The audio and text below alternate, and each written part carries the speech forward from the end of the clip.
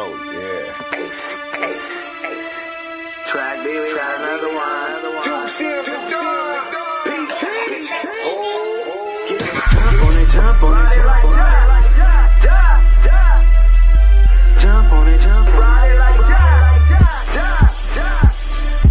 Jump on it, ride it like Jackson. The hell smoking that loud, lace the yak with mine.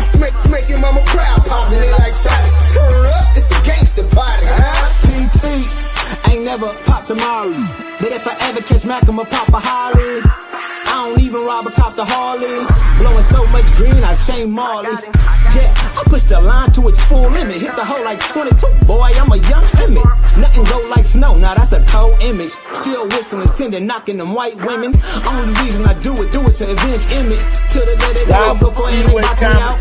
Knowing me, it don't matter, I simply change my route. On my hobby.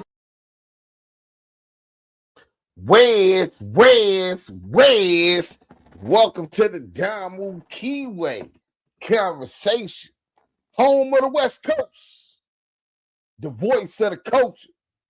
Duse here's the dime. And we got the content. Bang that like, bang that like button. We finna get right into it. Bang that like button, man. If y'all ain't shout out to the Blue Wrench Mob. Blue Wrench Mob regulate that. Blue Wrench Mob always on a job. Bang that like button, man. We got the content. You know what I'm saying? So I got a call from Alex Alonso a couple of days ago. CS2 Back reported his page. Claimed he went against the community guidelines on YouTube because he showed the paperwork. And the paperwork happened to have CS2 Back's address on there. Was really R&B address, you know what I'm saying? As well as Loose Coochie Ashley, Loose Lips Cannon, the fake Loose Cannon, Binky Mac, Deuce Sims, done. Damu Kiwe, salute homies, ETE. Second one alike, Leo King, salute to you. Smoke Session Time, salute. P from Harlem, New York to Hawthorne, California. Shout out Hawthorne. Lou Zinga. You know what I'm saying? Y'all know that about that. You know what I'm saying? But we got the content. So we gonna keep sharing this. We gonna get right into the content, man. We ain't gonna make y'all wait. Y'all came early. They didn't come, but make sure y'all hit that like. Matter of fact, we should have 23 likes. We got 23 people in here. We should have at least 23 likes. Let's see if we got 23 likes. Because if we got 25 likes with 23 people up in here, then we gonna go ahead and we got to get them likes up, bro. That's disrespectful. You know what I'm saying?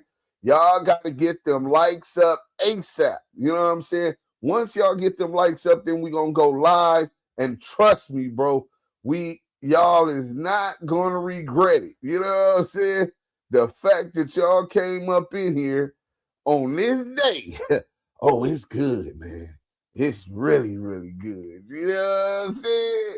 It's so good that y'all ain't got nothing to do tonight or else y'all wouldn't even be here. And I got something that's going to be very entertaining. We're going to be here for a couple hours, too. So get them lights up. Peace from Harlem, New York to North Carolina. Active in the chat. The chat's where it's at. Make sure you're on your way in. You hit that like button. It's like taking your chucks off before you step into a gangster's house. It's just a sign of respect. You know what I'm saying? Afford a gangster his due respect.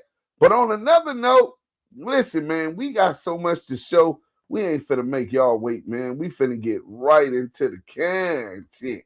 You know what I'm saying? You know what I'm saying? Hold on. Wait, where's the content? All right, boom. Hold on. We got to go over here. I think we got the content. Yeah, we got it. Boom. So we're going to close this out. Damn, I don't want to close that one out. We can close that out. Boom. We're going to close that out. Boom. What's this? Okay, we showing that. Let's start off with CS2 Back and Bad Luck Cheeseburger Chuck. Bang that like button if you're just coming in. Oh, and they talking to the homie Munchie B. I talked to Munchie B today. He called me. But shout out Munchie B. Shout out Straight Politicking. Shout out Street TV. Let's get into the game.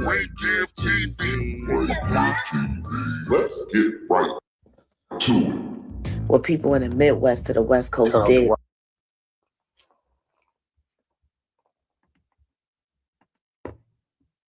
Wi-Fi, there you go. Maybe the Wi-Fi. Yo, you hear me? Yo, what's that word? Yeah. What's up with it, bro? Yo, what? Yo, what's up? This shit crazy, bro. So what's going on with Sporty Face, bro? I think that DC Baby Draco kind of got the best of the situation because Bo Extras kept fucking with him and he didn't get the response he thought he was going to get, blaming him for some shit that had nothing to do with him. He just like crashing out. I'm looking at the paperwork. All the paperwork say charged. No, none of it say convicted. I put him up on Megan's Law and ain't there. I go to another nigga page, his paperwork is up there, and it's pimping and pandering, but it's on an adult. So it's like, nigga, I don't give a fuck about a charge. I know niggas that been did 30 years for something they didn't do off a charge but convicted. But my nigga, like, Brody, you done did time. You know, a charge is one thing. A conviction is another. So I don't know Baby Draco. I don't know the nigga. I'm just looking at it. When I see the work, I'm pulling it. You know what I'm saying? Yeah. And I'm looking at it, I'm like, well, nigga, I see a charge, but there's no conviction. What he was convicted of was pimping and pandering on an adult. Whose charge is that? That was 40 face charge? No, DC Baby Draco, he put up some shit. Spody put up DC Baby Draco had pimping and pandering on the minor. Okay. Charge. Mm-hmm. Which he pled not guilty. His conviction is 266 IA1, which is pimping and pandering on an adult. No, I get you 100%. So he got some similar shit going on like King Yella?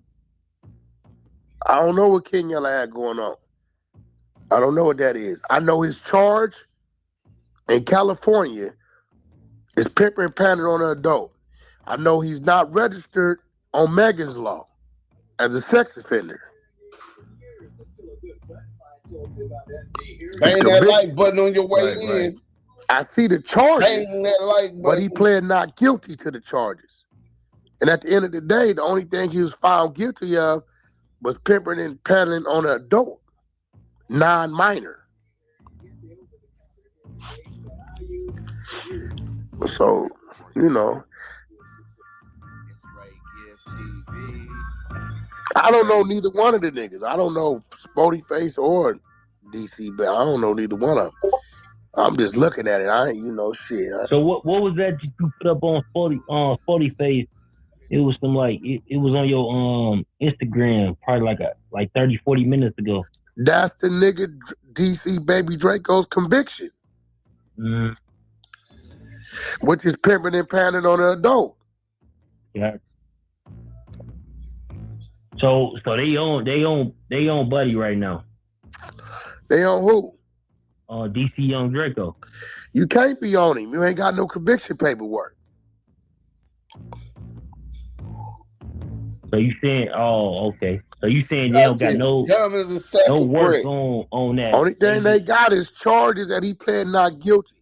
When I pulled up his guilty, it's pimping and pandering on an adult, non-minor. Which we don't give a fuck about that. That is. So he was pimping on an adult. So what it says, it's up there, it's right there. It's right there. Why you think them niggas into it right now though? Nigga, because Spody tried to tell DC Baby Draco he was banned and couldn't come around because he the reason why niggas was beefing, which is false. Nigga, don't blame the cameraman, blame the niggas on the camera. And then 4 extras brought him back over there. Made him look crazy. I seen 4Xers bring him back over there. I mean, You that's think that was a 4X's bad man. look? Sporty Face was out of line for doing that. If that's that's 4X's man, 4X's fucking with him. You can't go ban no nigga. You kind of telling 4X's fuck you. Right. Ain't no nigga ban no nigga. I ban a nigga you fucking with the No Cap Network. Salute hashtag ETE Renegade Duchess. Salute the bar is open. Steffi, Weffy, salute Deuce, Miles, fam in the chat. Smash that like button and share. Science dropper. When you can't nigga come holler at me. That here we go again, ninja. Deuce, what's happening? Salute Carolina Connect, Nino Black. Salute to the whole Blue Ridge mob. Sugar Ant Bullfrog, UO Draco apology. That nigga always wrong, bro. That nigga always reporting wrong shit. How you gonna blame the cameraman, but not?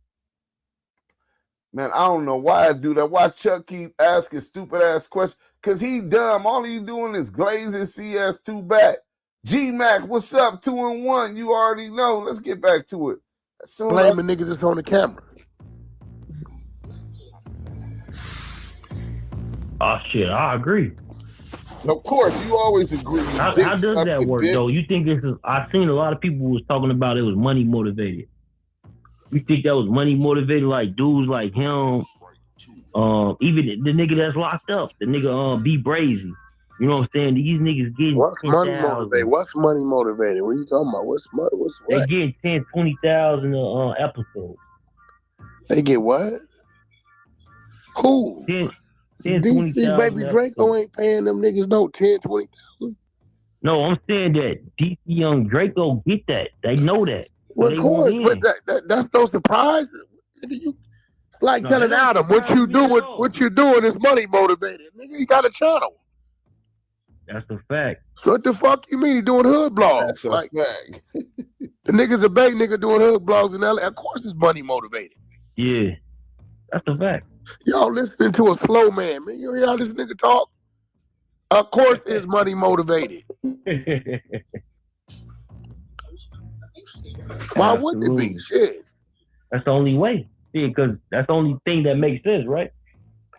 Nigga ain't doing nothing if it ain't no money involved, bro. Come on, man. But no, I was listening to DC Young Draco, right? Baby Draco, right?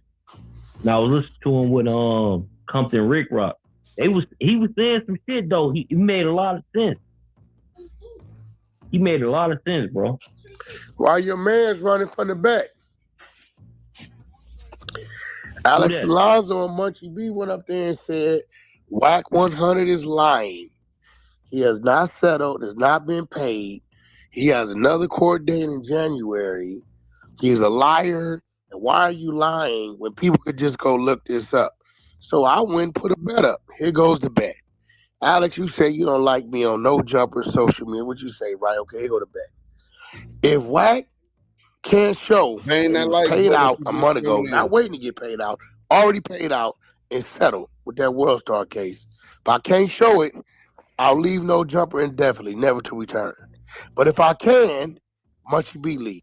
Now, I hope y'all understand what's going on. This is a classic CS2 back deflection. See, he wants to make the narrative about him showing that he got a settlement. Well, let's back up a little bit for those that's new and ain't been around, right? Who cares if you got a settlement? A settlement doesn't mean you won. A settlement means that WorldStar felt that they would spend more money and go on the trial, so they offered you some crumbs. Now, where we started at, we gonna have to take y'all back. I'll get into all of that. We gonna hear this and then we'll start from there. Let's get back to it, man. Bang that like button if y'all just coming in. We got the content. Y'all gonna be here for a minute. Y'all better hit the like now. Before I stop the content. Quiet.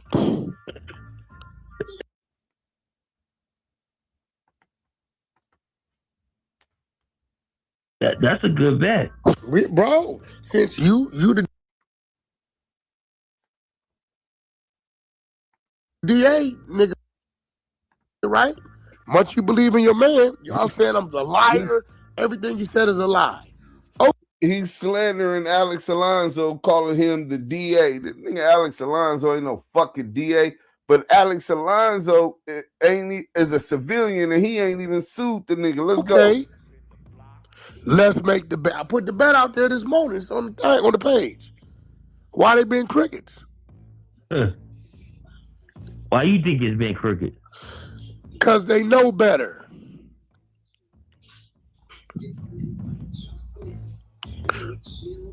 Fuck it, Munchie. Let's say you don't want to run the risk of not being able to go to No Jumper. The next 6 months, everything I make, go to you. And the next 6 months, your little crumbs you make, go to me. What's happening? Hold on. What's happening? Ain't nobody up there making more money than me sitting in that seat. Nobody. So you said, damn. What's happening? What's up? That nigga WACK ain't playing. He got to prove. Why you think they said that though? Because even Duse Sims hit me up. He was like, yo. Because everybody hates the fact that I always win. He was like, that nigga Duse hit me up, WACK. He said, can I get WACK on settlement agreement? But I'm like, why you want that when these niggas he put that on his dead homies and I didn't settle. So we're not even going to relitigate that. Those who know. But in any event, he told Chuck, hey, Chuck, look at this. This the settlement agreement. He said he sent it to Chuck. So he was running a play from the beginning as if he had settled the case when he hadn't settled. He settled after that. The 6th was the date that they put the motion in, which was, and that date was like the 23rd. So maybe about 2 weeks later, they put the motion in, right? So he decided to do it, but that's besides the point. The point of the matter is this. WACK100 said that he sent Chuck, don't tell nobody how much it is, as if he sent the settlement agreement to Chuck. So I hit Chuck up and said, hey, Chuck, go ahead and shoot that settlement agreement from WACK100. Why are y'all being so cryptic with showing the settlement agreement? Because they don't want y'all to know he settled out for crumbs. He said it was 6 figures. Well, why haven't you been flamboyantly posting that like you post everybody else's paperwork? Because he's capping, bro. The nigga, but we'll get to that later. Let's go. That's still kind of wild, wacky. Hold on. We're going to get into the chat. Did he sign a release of all claim? He said he gave all the money to R&B. That's because he don't want Kim to take that money. Hit the like button. Yeah, that's exactly what it is. You hear his dentures is called the release, idiot. WACK the rat hasn't paid a single bet he's made yet. Show your paperwork, WACK. Why he won't show that he got paid? Because he capping. Let's go. But yeah, so, that nigga hit me up and said that. Listen, you didn't hear the content? Let me see this content, bro. You gotta play this shit. I put the bet out there. They adamant. They quiet as a motherfucker. They swear to God I'm lying. I'm making it up. This, that, and the other. Now, I just put up for my attorney what these niggas talking about. Bro, y'all don't even see what the fuck going on. He's got people talking about whether or not he settled as opposed to whether or not he's CS2 back.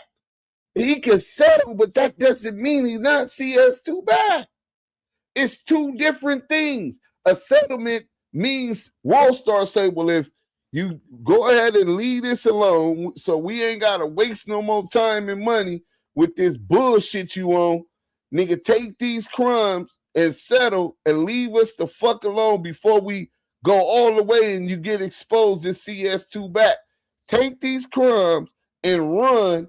And in the settlement, most settlements make sure that it's a disclaimer that they're not admitting to nothing. We gonna get to that. Let me pull that up. Court date. What are they talking about? You see, my attorney said we settled and there's a signed settlement agreement. We don't know and who you that got was. paid. I'll send you the settlement agreement in the morning, but I thought you already had it. There should be no court. Bro, why does the lawyer have to send you the settle agreement again? When you get a settlement agreement, let me show y'all something real quick, bro. When you get a settlement agreement, let me go. I'm finna show y'all how easy this is. Your lawyer is going to send it to you and you're going to DocuSign the settlement agreement.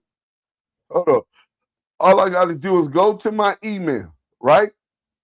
Once you got it, you got it. You know what I'm saying? So let's go here. Settlement agreement.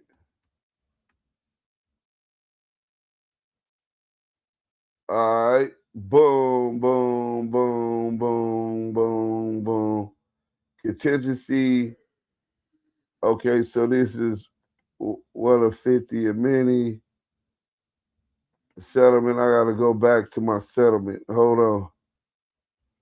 Completed DocuSign for that's the recording contract. AJ Lum Law Group. Is this it? No, that's the retainer agreement.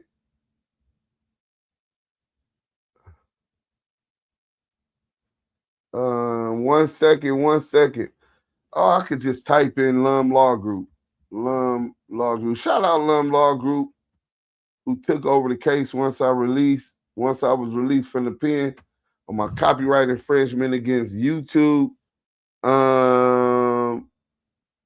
Boom, hit your brother B-Mix.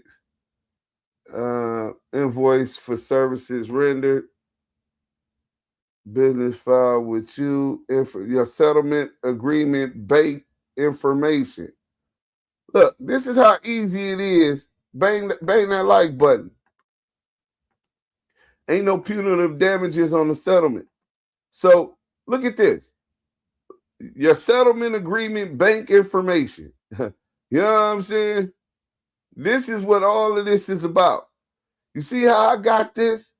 I had to sign this shit. You know what I'm saying? So for you to have to sign it, DocuSign. Y'all see this? Let me make sure y'all can see this also. Yeah, DocuSign. You see this? Completed, confidential. YouTube Sims draft settlement agreement. Privileged, confidential. Y'all see this? So why is he telling and insult niggas' intelligence like his lawyer has to send him this a copy of the settlement agreement again? This is crazy, bro. Hold on.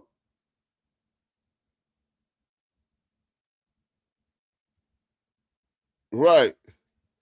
So let's go ahead and get back to the content.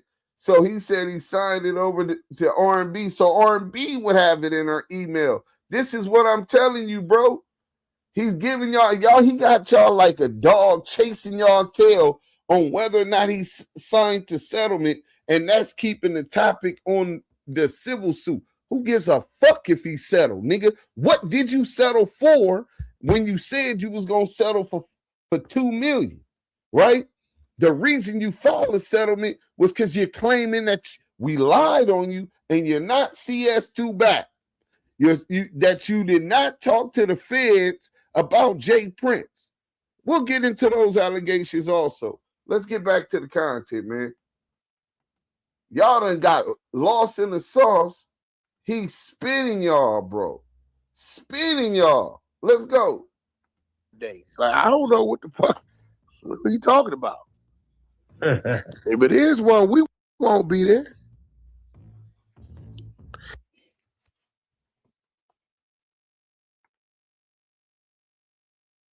Chuck, I'm paid already. I'm not waiting to be paid. I seen you said that. You told me that shit a while ago. I'm not waiting to be paid. So what I'm finna do with Alex Alonso, I'm finna book him. Since you're saying I'm lying, you, Mr. Square Dude, are putting my life in jeopardy. You Now saying his I'm life lying. in So jeopardy. you saying I'm an informant. You're saying that you named the case. So now I'm a book you. That nigga said, Mark Stevens says you was an informant. You say you was suing him and you never sued him. Nigga, let's start there. Why are you going? I said you're an informant. Nigga, you ain't sued me. Why are you running away from certain people and claiming you're going to sue? I'm going to sue Money Mark Stevens. He didn't sue. So he sues WorldStar. Let me give y'all this, what you call it, real quick, right?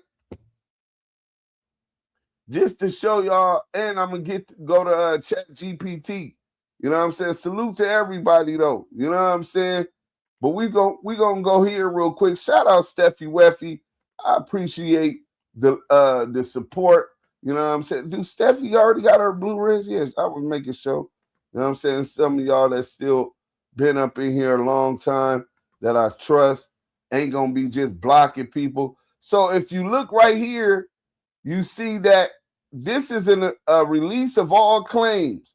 So in a settlement agreement, you're going to see that it says, right, it is understood and agreed that the payment of the said amount, y'all see up here, is 25 bands, right, of the said amount by the said payer is not to be construed as an admission of liability on the part of the said payer.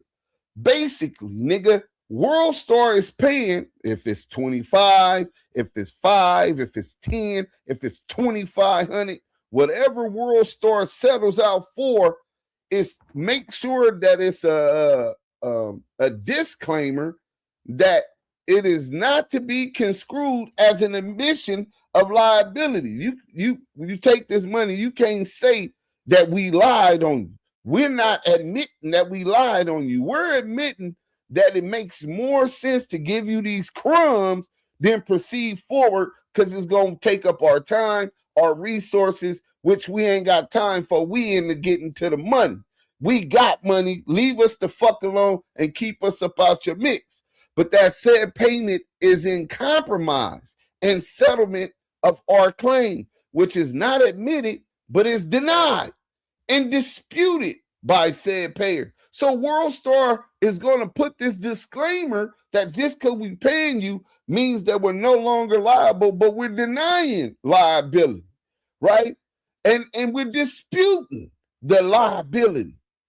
And that his release is being given by me and us voluntarily and not based on any representations or statements of any kind made by the payer of his or her or their representative as to the merits, the legal liability or value of our claim or any other matter relating to.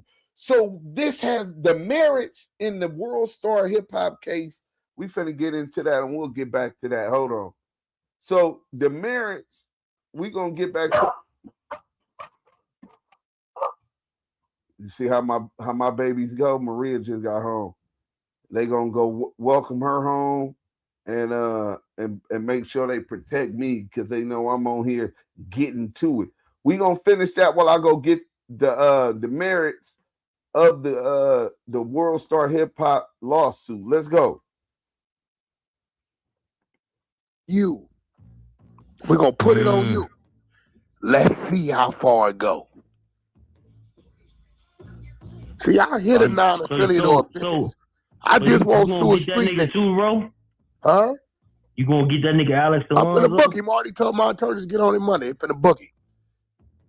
Oh, yeah. Because at the end of the day, I ain't gonna lie. Dude do some shifty, grimy ass. He don't realize the case is done, stupid. For you to go there and say, I'm lying, WACK did not win that lawsuit. You're saying that I'm that. The lawsuit says, y'all lied on this man. Defamation of character. Investigation, y'all lied on him. You gotta pay him. Either settle.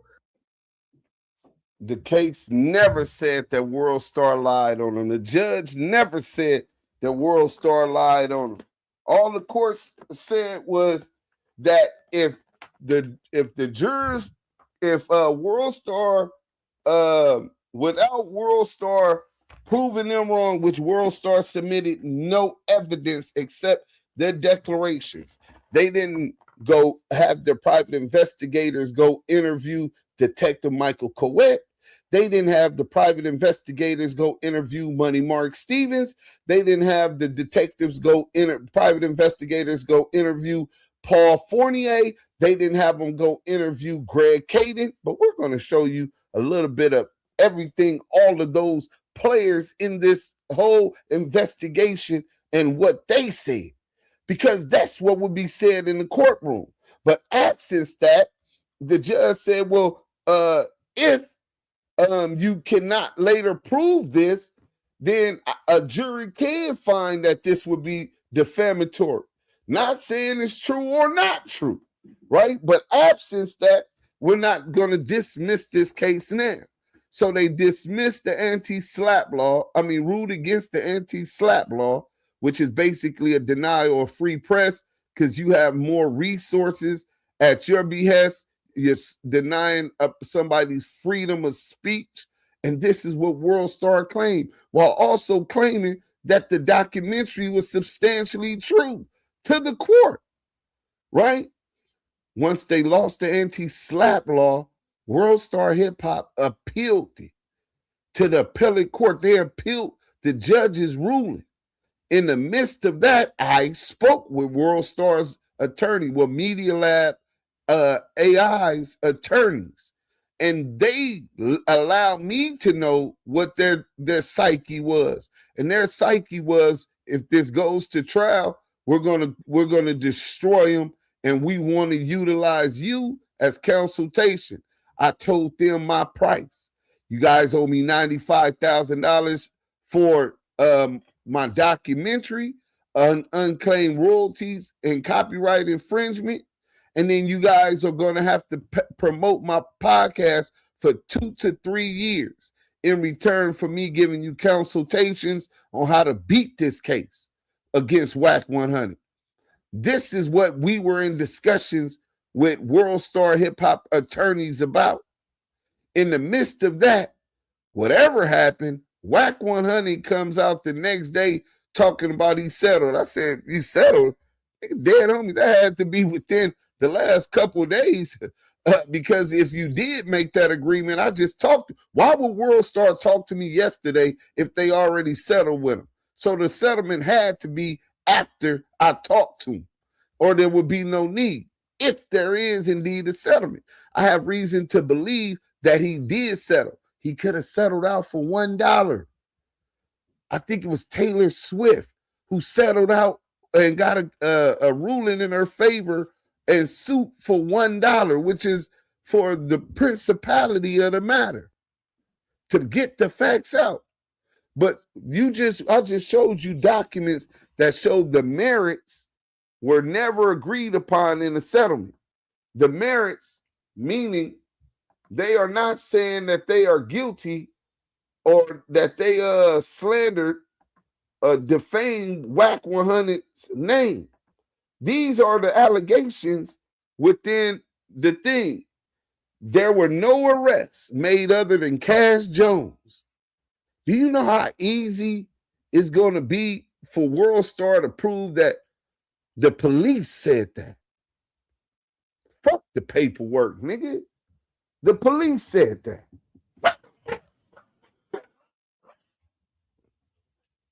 So we're going to go ahead and get that for y'all real quick. So these are all of the statements that WACK100's attorneys claim were defamatory, right? So let me go ahead and get that real quick. And then we gonna show you how easy it is to prove that that right there is that WACK100 loses that off the gate. I mean, how you gonna argue with the police? We ain't supposed to believe the police. How would the police even know Cash Jones' name? He definitely was involved with the joint task force as a sheriff deputy, right? He definitely, his partner was the head of the investigation into Deja 34 and the Main Street Mafia Crips, right?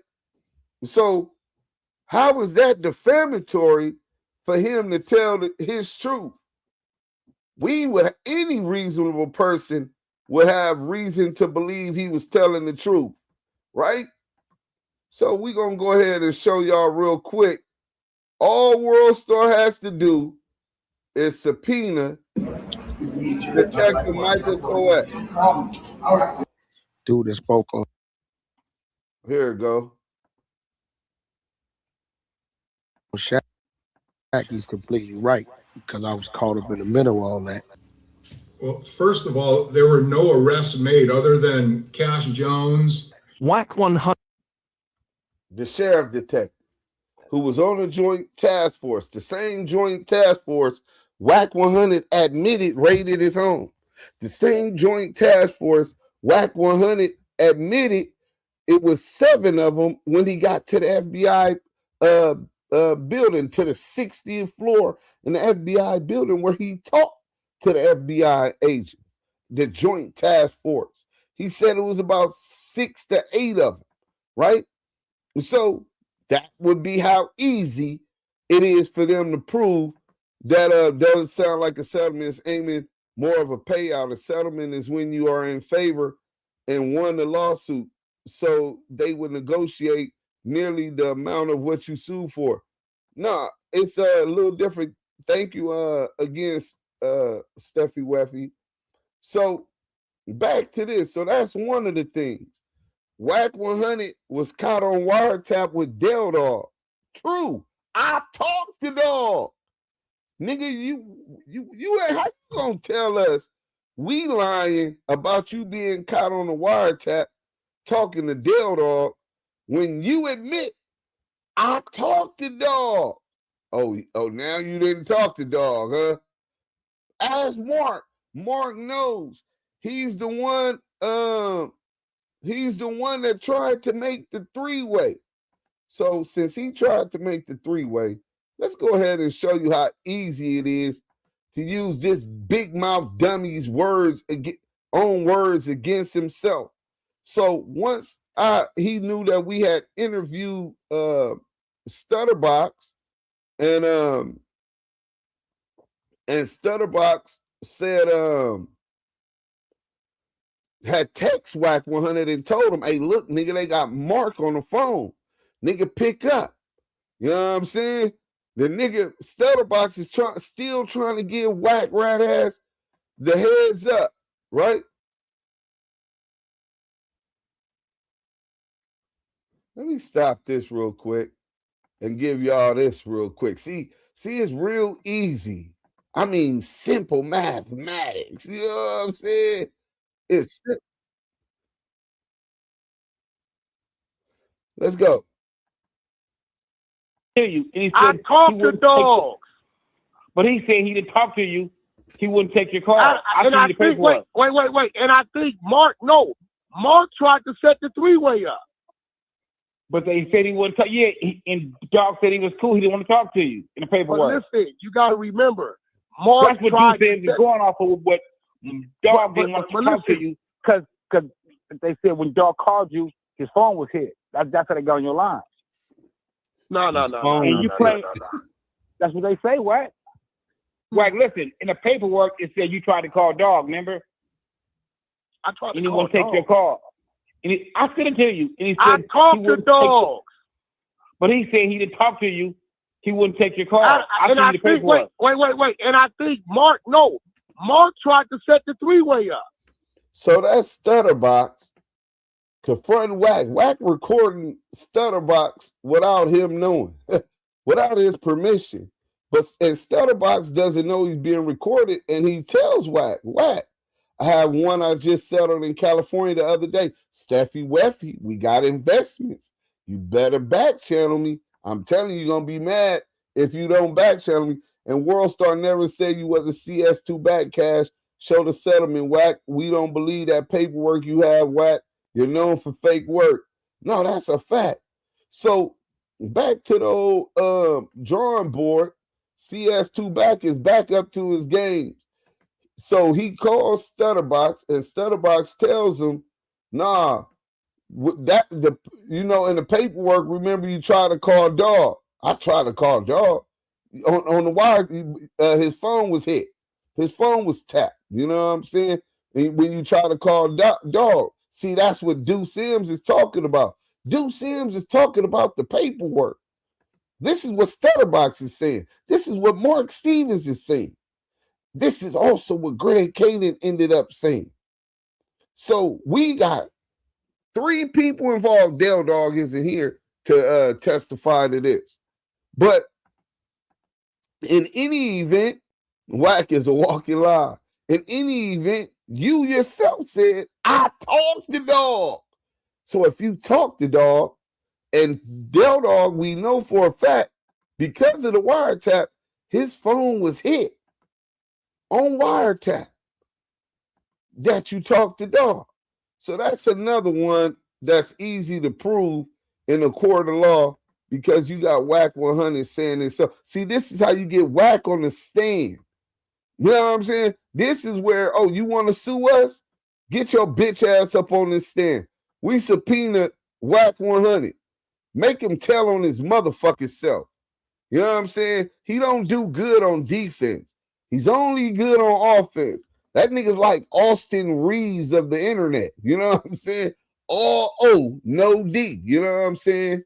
So WACK Jones is also referred to as confidential source number 2. Oh, that's a fact. So you saying Money Mark Stevens, a multi-millionaire, Shaquille O'Neal's business partner, had to lie on you? Is that what you saying? Because we got evidence right here. And mind you, WorldStarHipHop presented none of this evidence. They subpoenaed none of these witnesses, none of these, to present to the judge, right? So, hold on, we finna get to it real quick where Money Mark Stevens says in the paperwork, they called him back. Hold on. That's not what we doing. Save the draft. Boom. So let me go ahead and get to this real quick. I told y'all it's real easy, bro. This shit ain't gonna even take 15 minutes. Everything he's disputing can be confirmed. Man, bro, I'm talking about my people is back channeling me all kind of shit right now. Shout out Trap LA, man.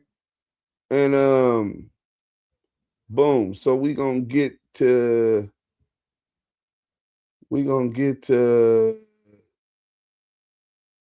Money Mark Stevens. In the paperwork, they said his name was Back because he's a blood. Bro, I don't know why is it tripping like this, but I know what to do. We'll get back to that later. Let's go ahead and go to the documentary because he says it inside the documentary. Let's go. That's how we do that, man. Because I got all of the damn clips so we could go clip by clip, but that's okay. Let's just watch this. 100 most famously fucking home office. It means go up top. Need better sleep? We can help. Damu Kiwe conversations. They would do that as soon as I'm looking Y'all for know the damn well I was clean, but we are OU top floor when we went to go.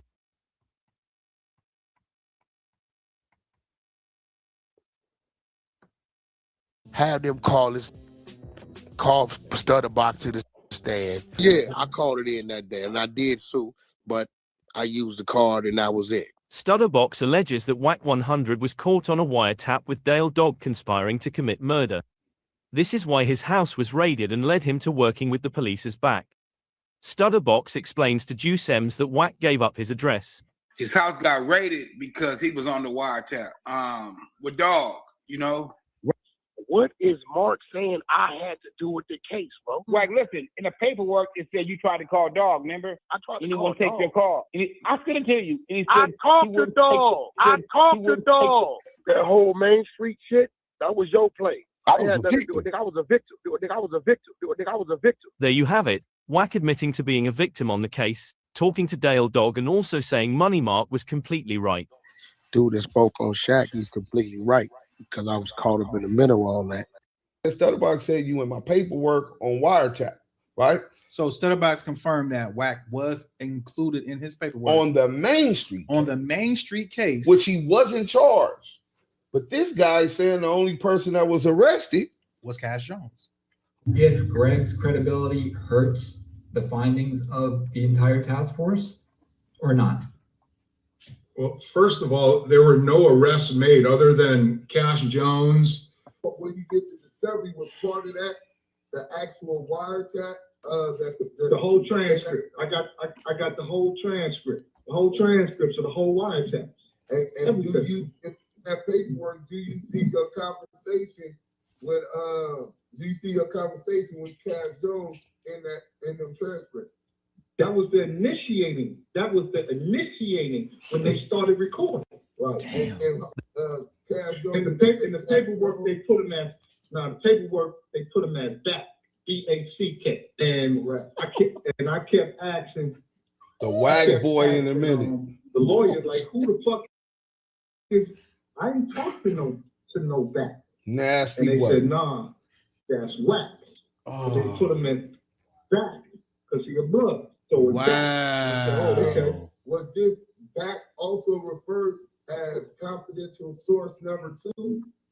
Yes, sir.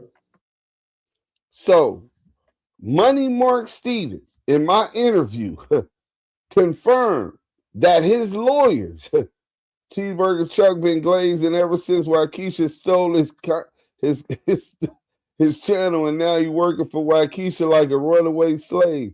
That's a fact, bro. So there goes the other part of the lawsuit that WACK claims was defamatory, that he was referred to as confidential source number 2 back, right? AKA the WACK boy, or confidential source number 2 back. Well, Money Mark Stevens was a part of that investigation. In fact, he was the one caught in a flurry of calls between Mark Stevens and the alleged leader of the Main Street Mafia Crips at the time that Stutterbox claimed he was kidnapped. They were already on Title III wiretaps. That's a fact. That man said a multi-millionaire sports agent. This nigga the motherfucking sports agent for Stephen A. Smith right now, nigga. Fuck, he gotta lie about you being on his motherfucking on the wiretap in his investigation. Fuck, he gotta lie about you calling him for, nigga. He gonna remember that. A nigga called me right now and say, Duse, the phones is tapped. That nigga such and such went sour. Nigga, how you know that the phone's tapped, nigga? And how you know what's his name went sour? Unless the nigga went sour on you.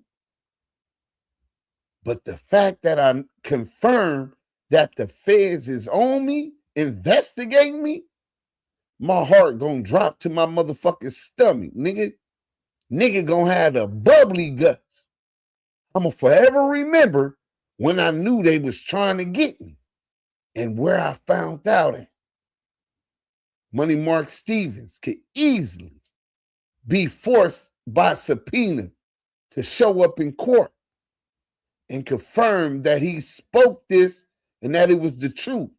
Money Mark Stevens' attorney can be summoned to court to confirm and verify that this is the truth. So that's easy to prove. Jones has been exposed as a confidential informant in paperwork recently released. Yeah, I released that. You can't deny that. WACK Jones confirmed as confidential source.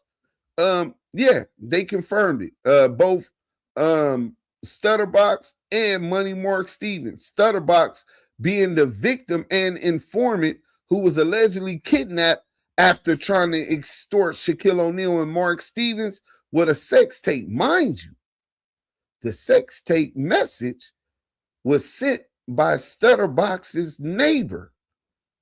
He sent an employee of Deja 34, Cash Jones, to go past this message. He has a sex tape. TMZ was pay a lot of money for it. And Money Mark Stevens confirmed that Cash Jones did bring him that message. So he was a victim. Stutterbox pointed him out when after he got kidnapped and he reported to the police. He snitched on WACK100. So the police already knew that WACK100 was the middleman bringing the extortion message. And then once they went and talked to interview Shaquille O'Neal and Money Mark Stevens, the paperwork confirmed that Cash Jones did relay that message and said TMZ would pay a lot of money for it. That's blackmail. That's extortion. And WACK100 went uncharged. Make it make sense. Why would the FBI be calling a big-time gangster like WACK100 Jones to make sure he's okay unless there is a relationship between the two parties, which could have started when the felon was caught in Texas with firearms? First and foremost, WACK100 has his YouTube channels, Clubhouse Shenanigan, Clubhouse TV, Jeezy Miyake, all have the alleged FBI phone call between WACK100 and the FBI because they're questioning him about Jay Prince and whether his life is in danger. So we say, well, why would the FBI be calling a big-time gangster like WACK100 to make sure he's okay? Unless there's a relationship between the two parties, which could have started when the felon was caught in Texas with firearms, which could have happened. We didn't say that was exactly when, but that's when it could have happened. So we're going to go ahead and stop sharing that. But those are the things, the statements that WACK100 claims are defamatory and that WorldStar was responsible for. Easy win. If I could walk through that quick, maybe it was about 20 minutes. Then what do you think WorldStar multi-million-dollar lawyers and law team would have done to that shit? Let's go, man. Well, y'all going up top. It's gonna be what it's gonna be. So you, Alex, saying this.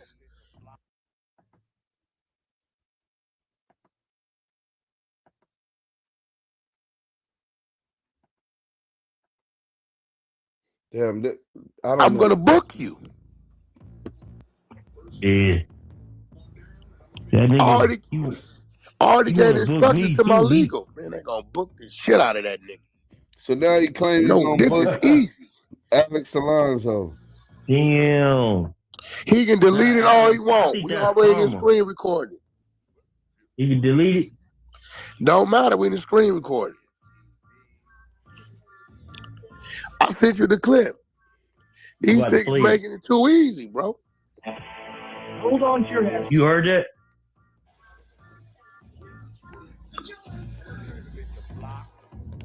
Hey, Wack, you heard that music? What music? Yo, what is he talking about? I've been uploaded all my shit. Chuck, who is this? Bring this LC nigga up. I've been uploaded the whole link for motherfuckers to look at it. What are you talking about? Yo, LC, let me bring LC up. Hey, what is he talking about? All my shit up. All my Texas paperwork. It's funny how everybody quiet, Chuck. Dog, have my attorneys go get all Where's my the Texas documents. It's paperwork up. at, Wack? Don't nobody want to read them now. Yeah, he said. They don't want to read. He said, "I believe anything you say." Yeah, what do you mean? That nigga gotta be. He going to tell his daddy. He said, "I believe anything." You believe anything that? Why haven't they ran my Texas paperwork? Is that LC? Bring your. Bro, I read the first posted from eBay Films, ran it before you paid him, I think $20,000, $10,000 or $20,000 to take it down. And he ran the Texas paperwork. Then I got with Debbie McLaughlin and I read the Texas paperwork. What do you mean? This ain't nothing new.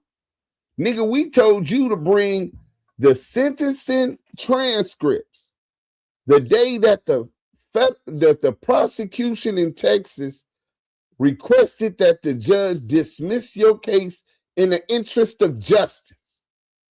We got everything but that. That's sealed.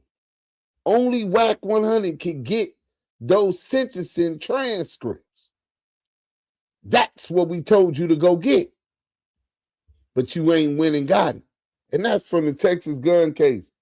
But he's spinning. Said in the interest of justice mean what? But you got the police lying on the stand in the paperwork.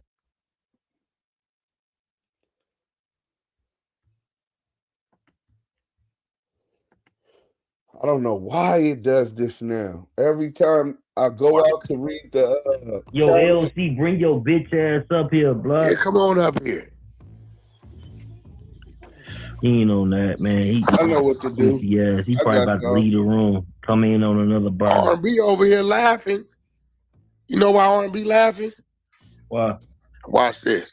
Baby, who I gave that settlement money to? Me? I gave it to her. That's why she laughing.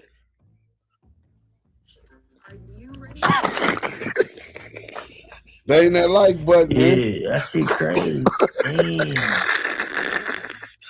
Niggas is bozos.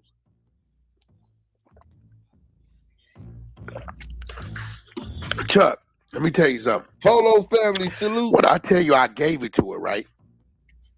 Yeah. Let me see how smart you are. Mayweather, stand on the media, salute. If I gave it to her without touching it, what am I telling you? That's hers, 100%. That means I put in a letter of direction saying, pay my proceedings to her.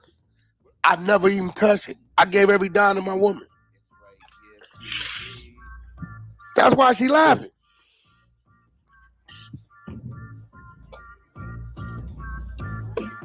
Right, Mad Judah. Mad Judah say he maybe paying us that money because he working. They make this shit too easy, bro.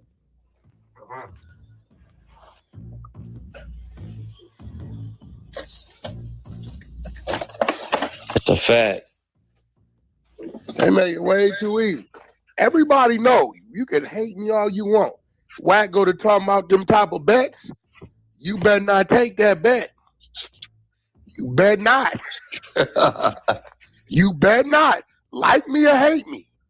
They know that nigga talking about some shit to where it's a loss for him. It ain't a loss, it's a setup. I'm playing on your emotions. Take the bet, nigga.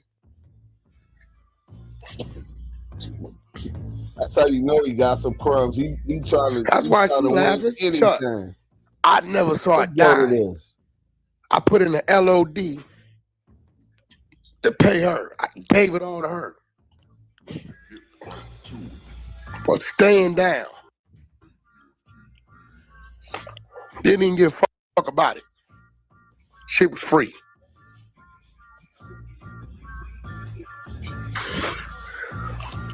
I paid her for not being affected by all the troll shit, all the bullshit on her comments and DMs, because she don't come from it. Baby, keep this. That's for you. There you go. She ain't never complained about it one time. Hey, Wack, you said your op gave you that payment, huh? Hell, nigga, the ops gave me that payday. Dead homies. Them niggas ought to feel like some dummies. The worst thing you can do is get your op paid. Nigga, how much money did he make off them 7,000 views total in 4 years screaming that lie? Let's keep it real. Yeah, that nigga probably made about 10,000. He ain't made that. 7,000 views don't get you no dime. You know that. No, he had some color raps. He had all type of shit going on. No, we talking about off of that content. Why is these niggas counting my money? WorldStar don't pay you nothing. So he generated nothing. Wait, first of all, WorldStar get paid if you register. First and foremost, WorldStar paid 6 figures to Big U for the Checking In podcast. That's a fact. 6 figures for the Checking In podcast. The fuck you mean? They got to make sure that they have part. It's in the paperwork in the lawsuit. They have to have those type of relationships and form good content so that they can continue to elevate. Nigga, they don't just pick random shit all the time. Randoms come through, but they got to make sure that they have a certain amount of great content. You know what I'm saying? So anyway, okay, WorldStar over. Hey, move.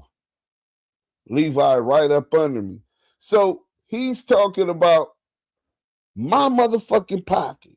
Oh, he didn't get no money. Well, he had the Color Raps thing. Nigga, Color Raps was a 6-month sponsorship deal. 6 months, $18,000. That's $3,000 a month, right? That's $18,000. Every month, I make anywhere from $1,500 to $2,000 on YouTube, right? Thanks to y'all. Salute to y'all. Without y'all, man, that keeps the lights and the bills going, you know? So we can continue to bring y'all this hot content. So at the peak with the United Color Raps, you're talking about probably we've been going at it 18 months times, say just 1,500. So you're talking about somewhere between 30 plus to 18,000, about $70,000. While you count my pockets, nigga. These niggas is weird. That shit is so day-mo day. It's not fashionable, bro. Counting another nigga pockets. Weird ass niggas. I thought they don't be worried about us. 3 million.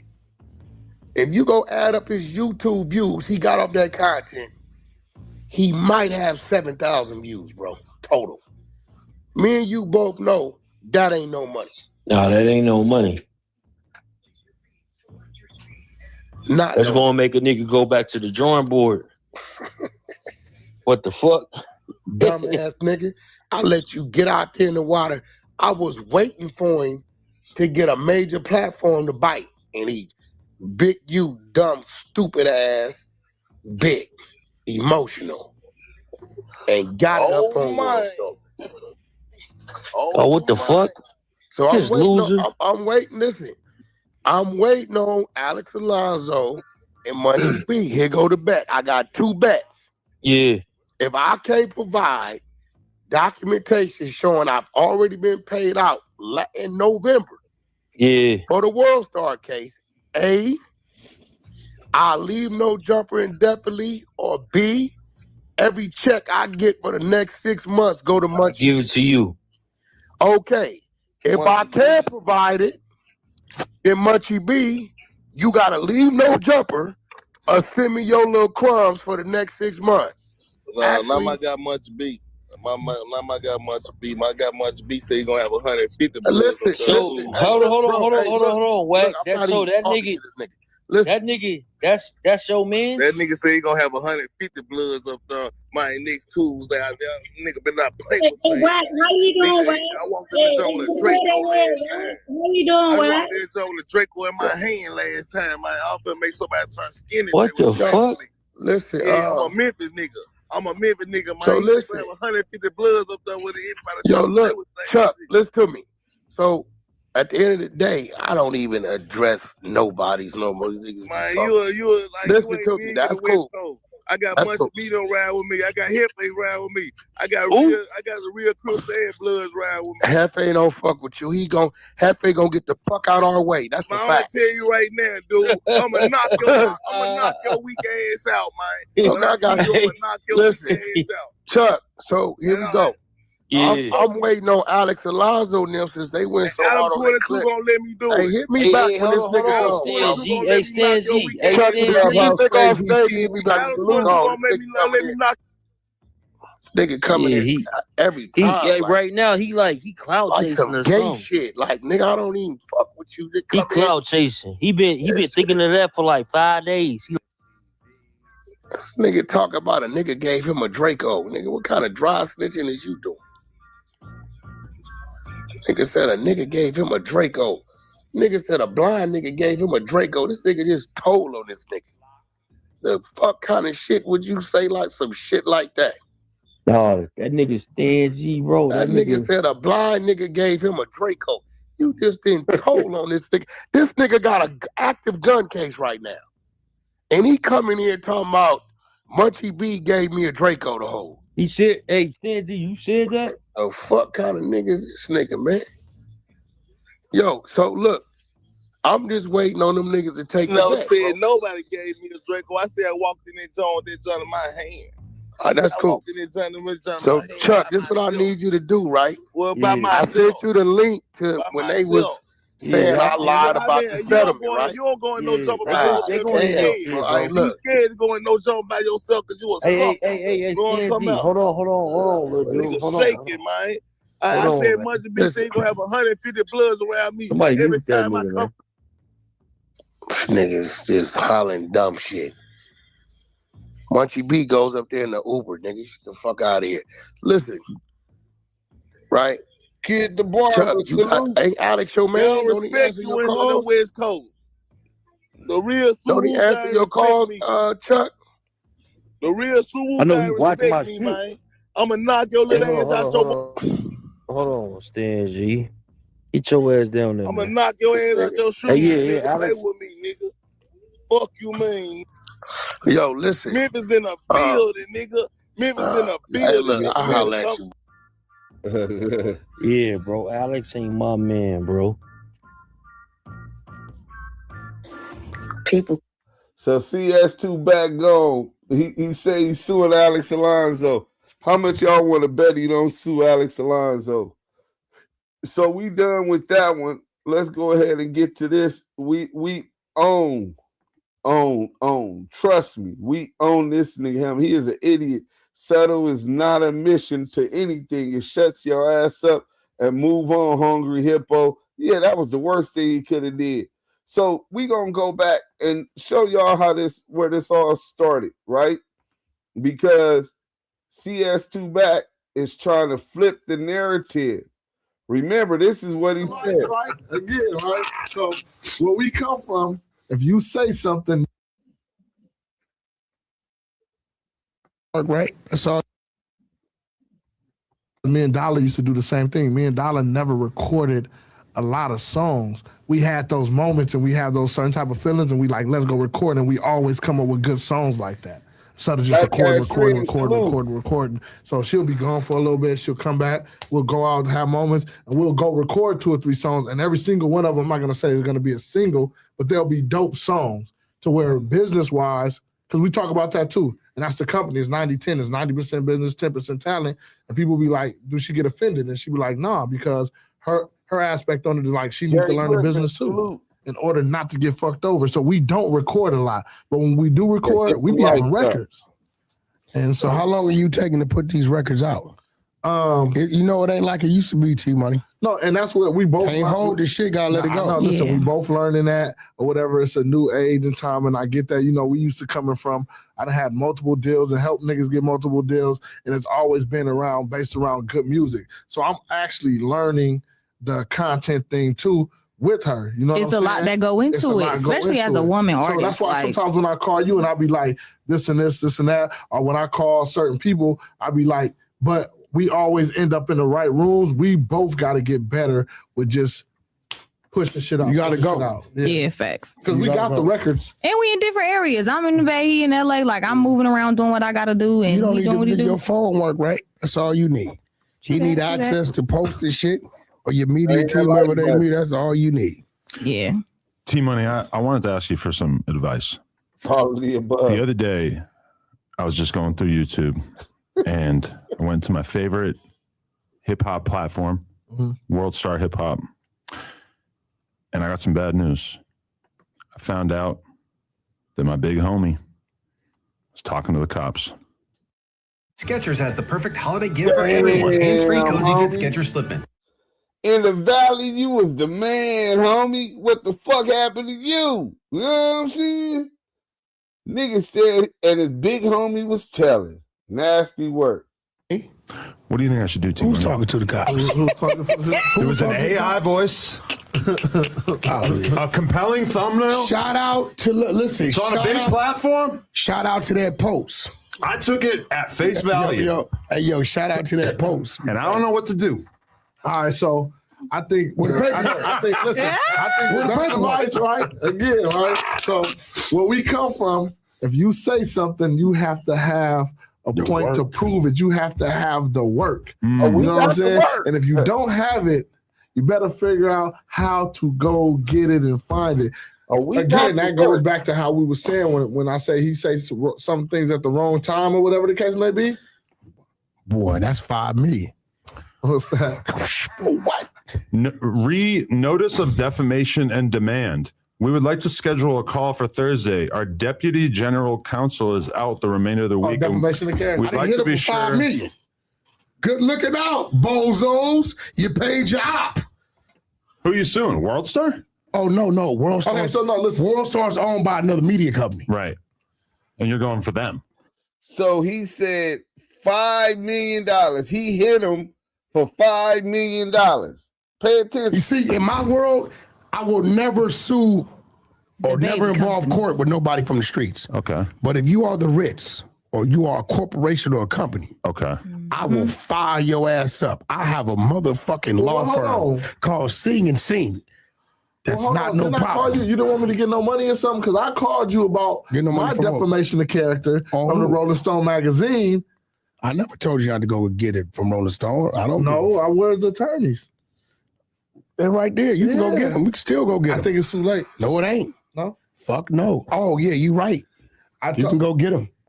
Because let me tell you what they fucked up at. They stupid motherfuckers said. Don't say it, because don't let them go fix. Well, I guess you got it. Let me tell you what these bozos did, Adam. Tell me. They went on this clip on WorldStar and said, I was a federal informant and that I caught on wiretap trying to get somebody killed. Now, these two things, right, are things that can be investigated. The wiretaps can be pulled and the investigative officers can be summoned to say, was this man a motherfucking federal informant? Was that in the magazine? Huh? Was that WorldStar. Oh, okay. Right? So when I seen it go on WorldStar, the team seen it, I said, no, let it get to 1 million, right? And let it cross over. Because the more views it has, that means the more damage is done. 1 million people have seen that video. On WorldStar. Great, right? So what people don't realize, whether you like it or not, I'm a fucking public figure. Whether you want to agree with me or not, WACK100 is a trademark name and is That's a goddamn lie. WACK100 is not trademarked. Let's a go. public figure by right of. He is a public figure of podcast, by right of record label, by right of notable manager. I'm a public figure, right? So when I hit my legal beagles, they was like, "Oh shit, we know they didn't do this." I said, "Yo, let it rock out," because it's chestnut checkers, right? You get these gang members that's emotional, and they say, "Let's do this to Wack," right? You always have to think about what you're going to do to me. So now what's going to happen is I'm going to let it play out. We're going to go high, settle in the middle. And then when I settle, then I'll post that on WorldStar and say, "You stupid motherfucker, you just made your op a couple million. Who won?" I'll lose 10 battles to win the war. I always tell people. So he said he will post the settlement agreement to show the world that he won. Now listen. I could have got that shit snatched down day one. No, I'm going to lose these battles. Let's let people get it, talk about it. Other blogs grab it, share it, because my team, as you know, you have a team, is tracking everywhere it goes. On WorldStar, it just did 1 million, right?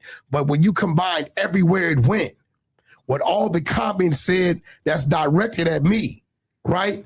All of that, when it hits the civil court, right, is the damage that was done. Yeah. It's notoriously hard to sue the media in America. Yeah, see that. No, it ain't. No, listen. Not when it got that badge on it, baby. It got that badge of WorldStar on it.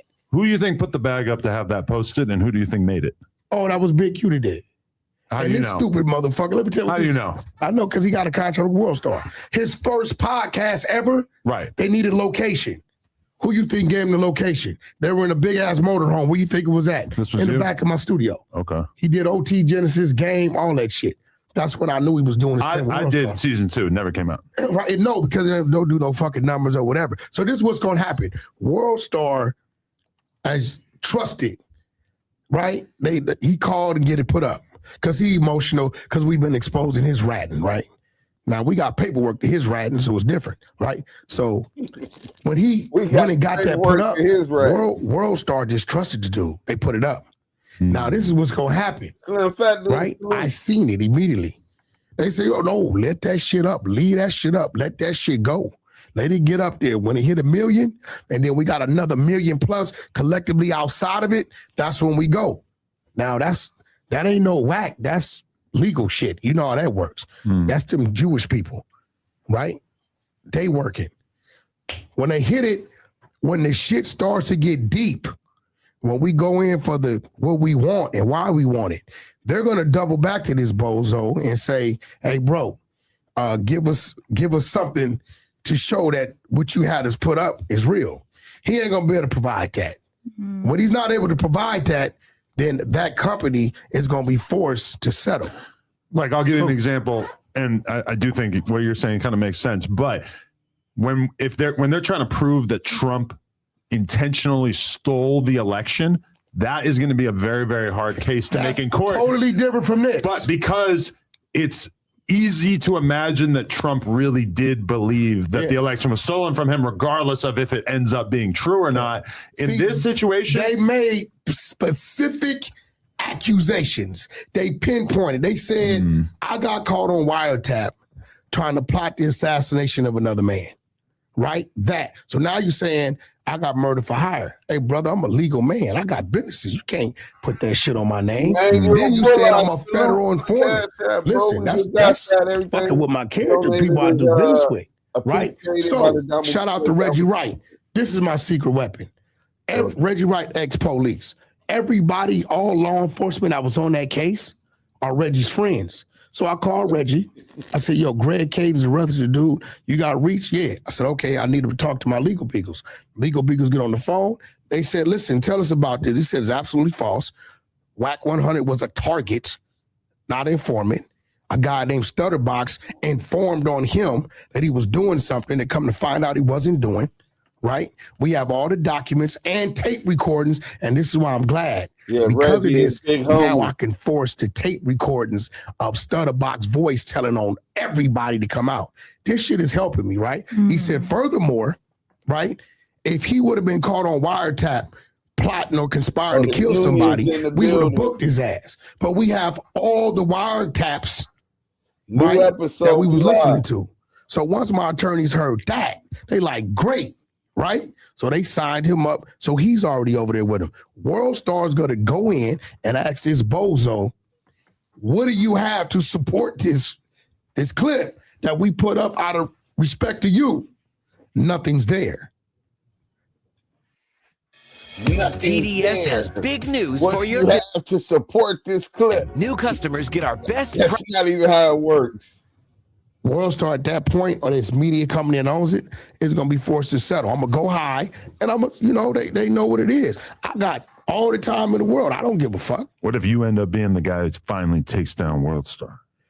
No, I don't want to take down WorldStar. WorldStar's owned by a bigger company. But obviously the bigger company is going to look at WorldStar if they end up having to come out of pocket and say, bro, you put your bad leadership put us in this position. Because I can say that as a person who owns a YouTube channel, I do believe that there's like a different level of leeway that I get when somebody like Loose Cannon comes on here and makes explosive claims about somebody, because it's so obvious that this is a conversation and that I'm not necessarily buying in on what's being said. But that video felt a little different. It felt Loose like Cannon editorial. Said, listen. Being posted on behalf of MediaLab owns that, right? So that's also we're going to take that. Loose Cannon gave a descriptive, right, of a phone call and a FaceTime he has, right, which he has proof that he has. That's enough. All he's so WACK100 said he was going to show the settlement agreement. He said he was suing for $5 million and he would only settle for $2 million. Now he's telling everybody he settled for 6 figures. He said time wasn't of the essence. He ain't got nothing but time. But now it's something different. You know what I'm saying? Now CS2 back and his release of claims, release of all claims, his settlement. You know what I'm saying? Release of all claims. Let me tell y'all what a settlement does, man. Hold on. Let's go to this real quick. So, what you're agreeing to, so this is a release of all claims form in plain English. You receive blank, in exchange you release and forever discharge the payer and typically their insured related parties from all claims arising out of the accident described. The payment is stated to be a compromise settlement, not an admission of liability. See, that's what why WACK100 won't show his agreement, because his settlement, there's going to be an release of all claims clause in it, which means that it's not an admission of liability, it's a compromise settlement. So in any event, oh, can y'all even see that? Well, y'all did see it. All right. So that's what this is on ChatGPT. So let me see. So a settlement agreement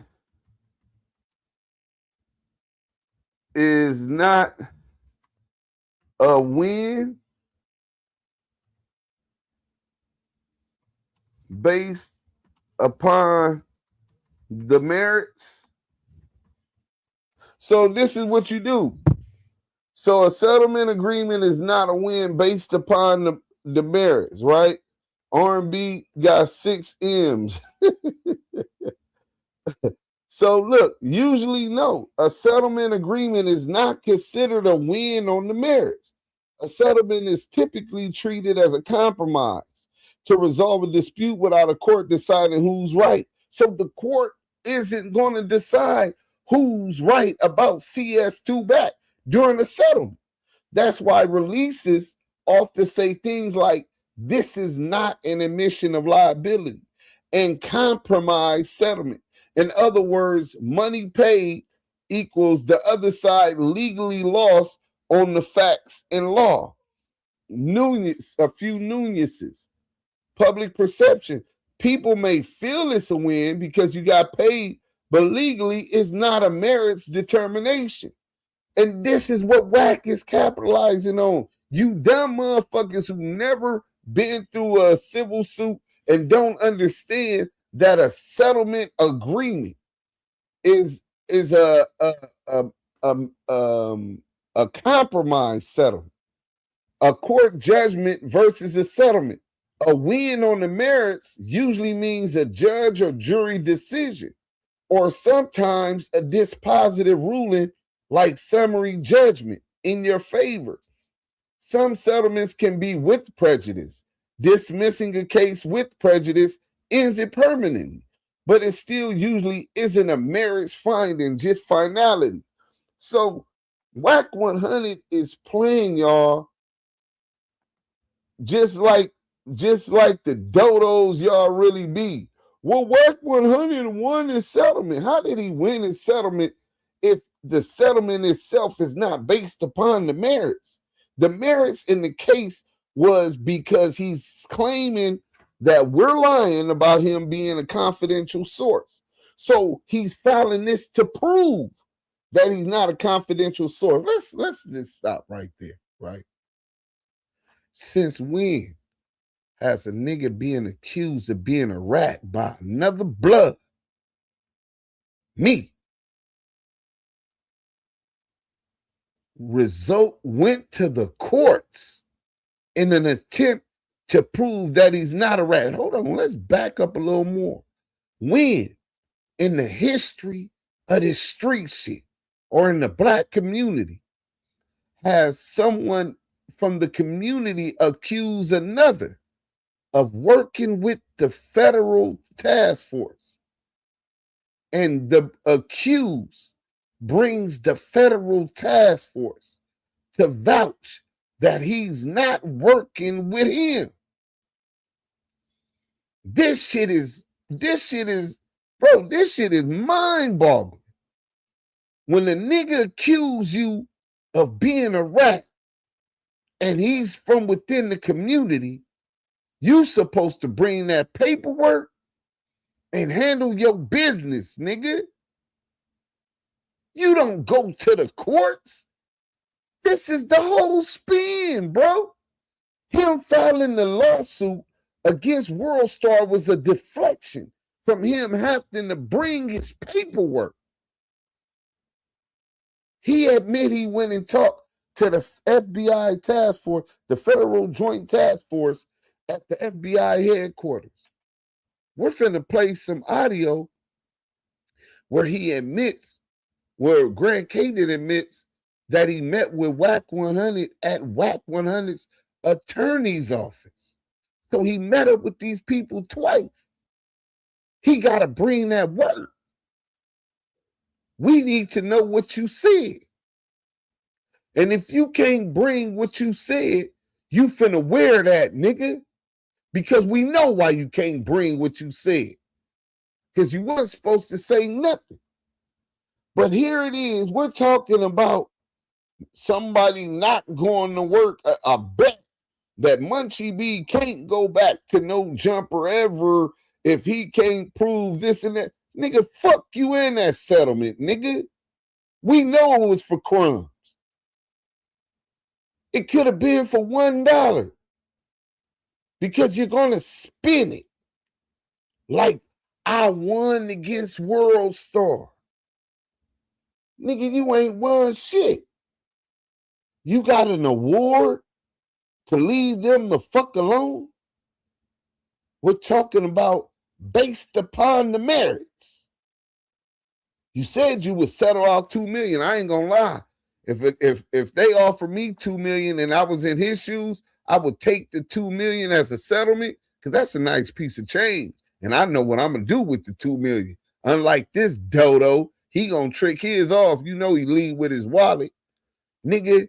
And then I'm gonna get my paperwork and I'm gonna come prove that it wasn't me. See, we finna get into, shout out Byron Blake, man. Let's get to this content. Byron Blake brought up a point that a lot of y'all are missing. Let's go, Byron Blake. He on WACK. You know that one of my biggest pet peeves are these bloggers, these media personalities that love to fabricate and create storylines just for views. So it's only right that I always stand on WACK100. I gotta stand on business when it comes to WACK because he one of the leaders in this whole thing. Now, for those of you who may not remember, I'm gonna run a little flashback. But for those of y'all who do remember, me and WACK had a conversation not too long ago about his Texas case. Paid his lawyer. Yeah, remember that? He said he's gonna get the paperwork. Here you go. Where that paperwork at from that Texas case? I got all my work. We can go over it. We need on my mama. You told us that Listen, shit got this what I'm dismissed gonna for do. illegal No. Listen. You have my word. When I get back to Vegas, because I got the hard copies, I'm gonna send it all to Verb, put a PDF, and my word as a man, me and you gonna go over it line for line as a man. Hear me? Because I heard you shit, but you left out a whole lot of shit. You left out the motherfucking. His word as a man ain't shit. He told Byron Blake, he give him his word as a man. When he get back to Vegas, they could go over word for word of the Texas paperwork. He got all this shit. Officer got caught lying on the stand and all kind of shit. You left it out. So my word as a man, only if you don't holler and scream. We will go line for line. You the master no, I don't fuck with listen to me. I'm giving you my word as a man. If you don't scream, me and you on both platforms, we will go over it line for line. And we work. Deal? I need no screaming though. I need my own copy of that shit. I swear to God, when I get back to Vegas, get that copy. I'm gonna listen. No. Think he finna read some shit to me, you hear me? No. I just told you I'm gonna have it, all the hard copies in the PDF and send it to bro. I told you that. How we gonna go over it line for line if you ain't got a copy? Yeah, I need a copy of that. See, I know my case. See, here goes the thing. Nobody ever finds cases on me. WACK tells you about his cases. Now, I'm not a dummy. If I was a nigga. That's classic reverse psychology, and it works on a lot of dumb niggas.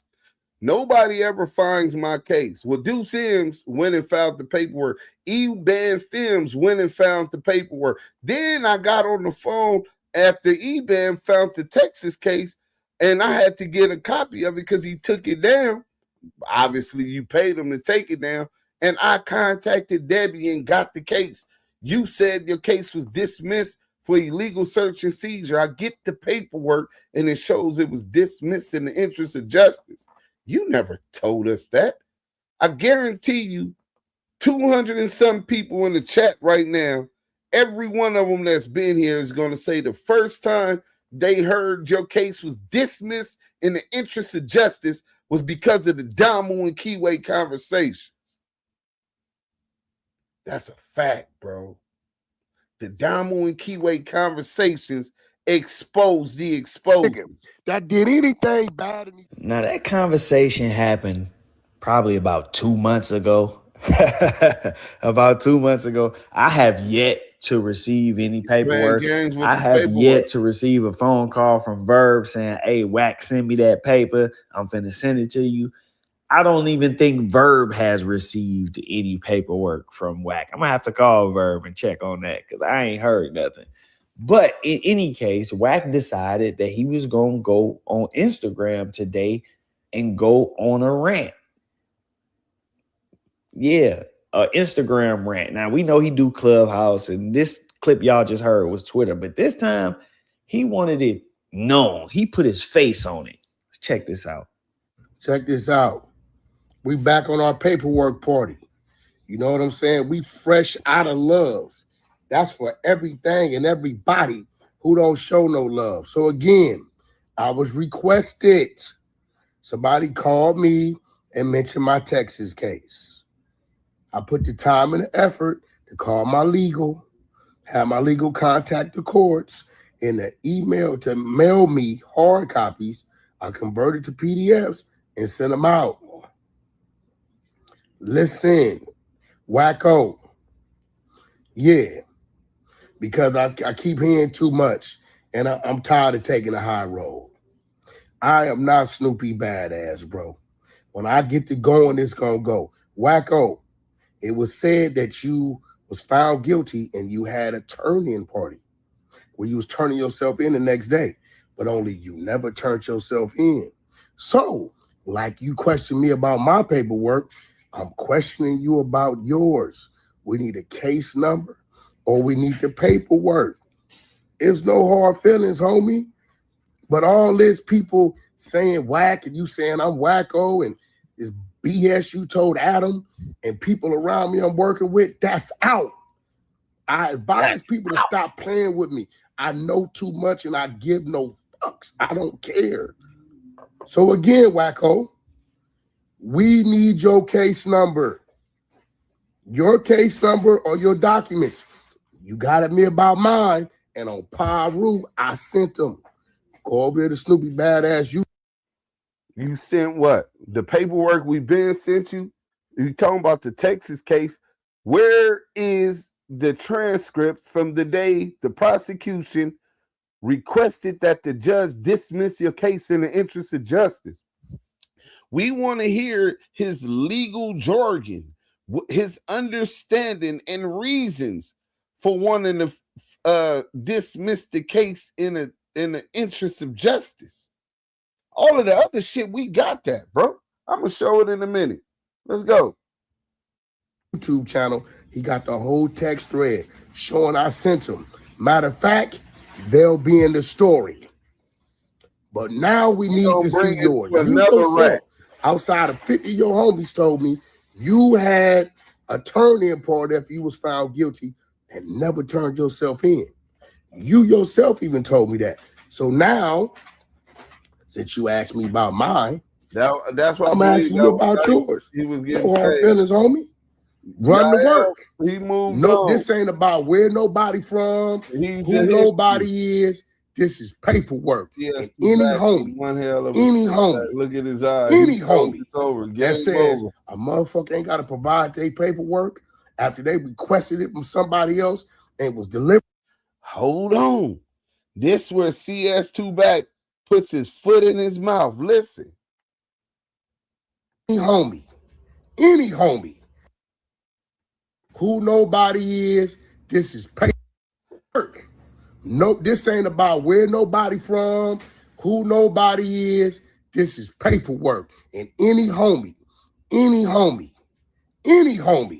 that says a motherfucker ain't got to provide their paperwork after they requested it from somebody else and was delivered it, and now he don't want to give his up, nah. You got to run the work, bro. So that's where CS2 back put his foot in his mouth. So the boy Byron Blake, shout out to Byron Blake for continue to put that full court press down on CS2 back, told him to bring his paperwork from Oklahoma or the Texas gun case or both, right? And he said his word as a man, he was gonna bring it as soon as he got back to Vegas. He made it to Vegas, and 2 months later, nigga, that was spin. He was in there with them battle rappers on Clubhouse.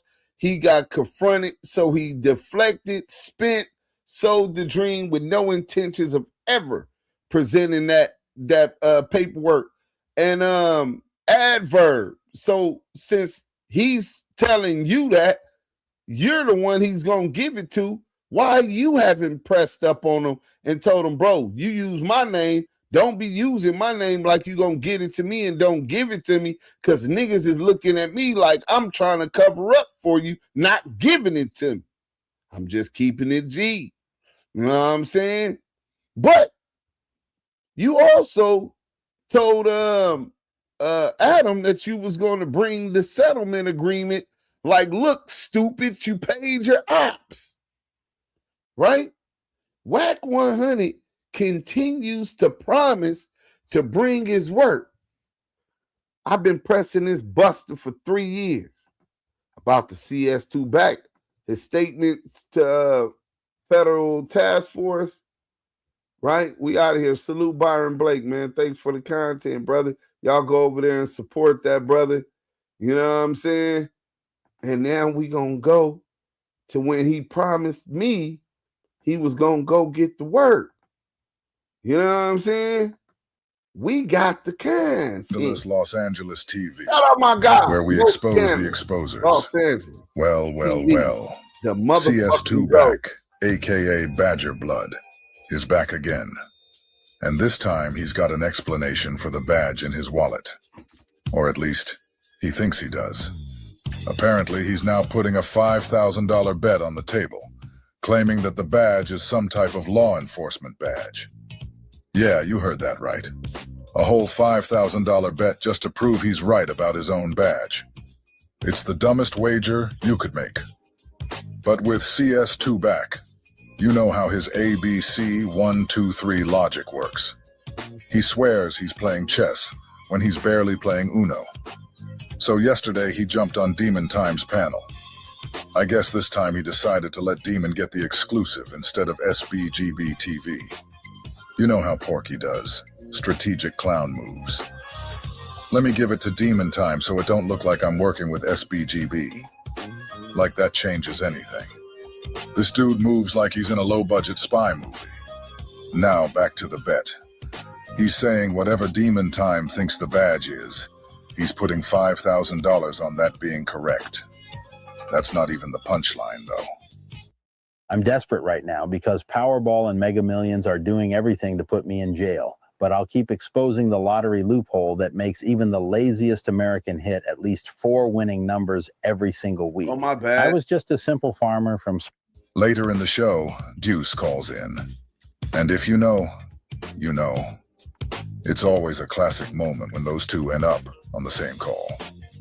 No matter how quick it is, you're guaranteed to see Porky do what he does best.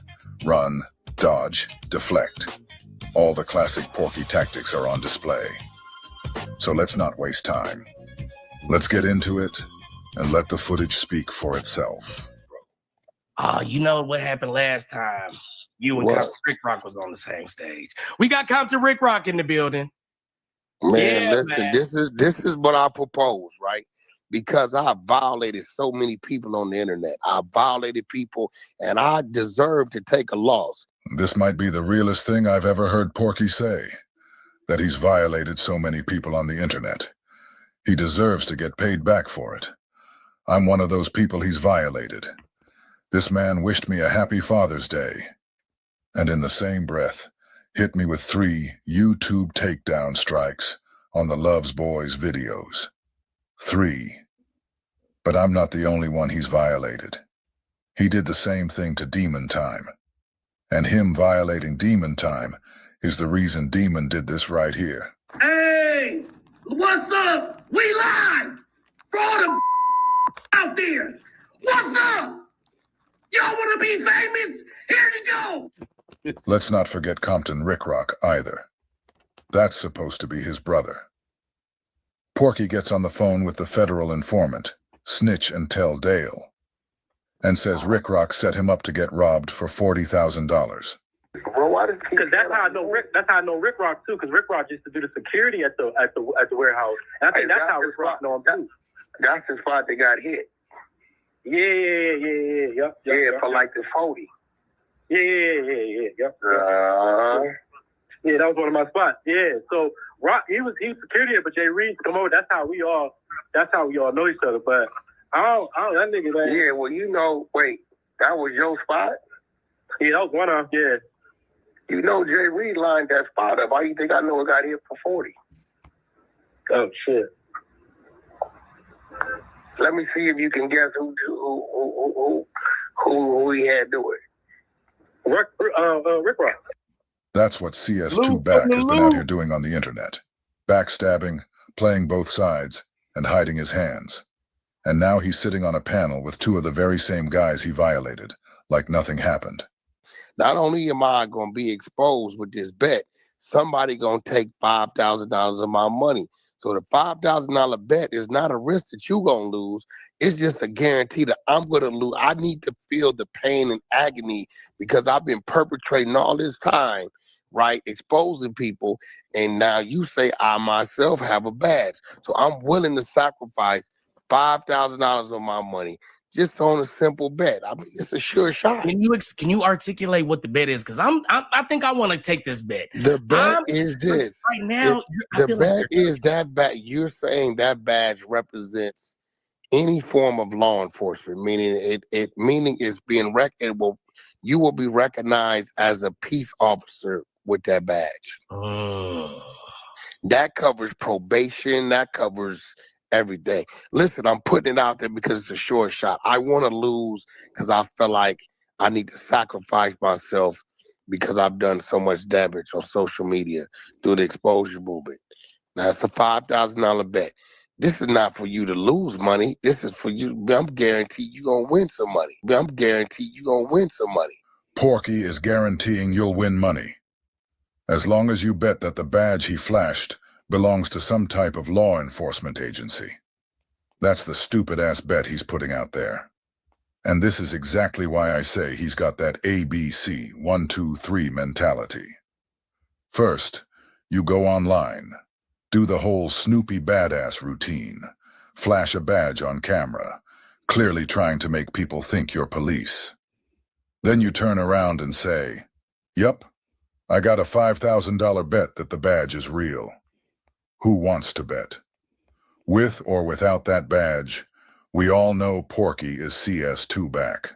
And you'll be known as the one that exposed WACK and took $5,000 from him. Rick Rock, what do you think? Do you think I should take a bet that that badge he has in his wallet is associated with some type of No, peace officer is being recognized as a peace officer.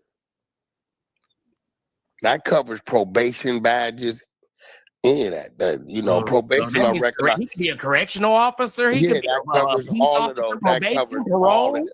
That covers all of those. Or as did he well just as LAPD sheriff or any other department of law enforcement. I want you all to pay close attention to CS2 back's calm demeanor right now. Real smooth, real collected, acting like he's in control.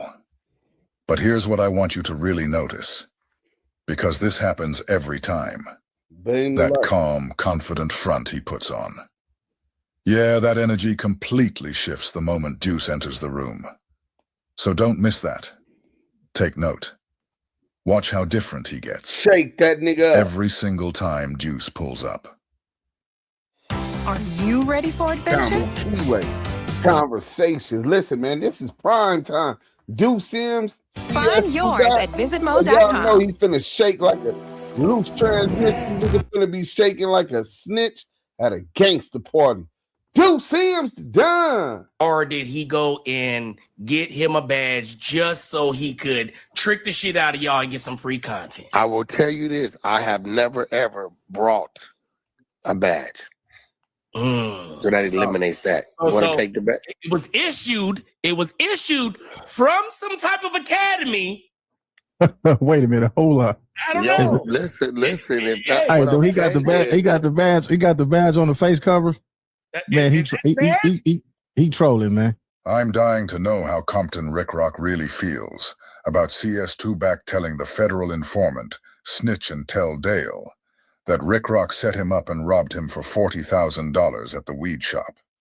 Especially when Loose Cannon is locked up right now, supposedly for extorting and robbing that same guy that Porky was talking to. This nigga gotta be trolling us, man. Hey, Rick Rock.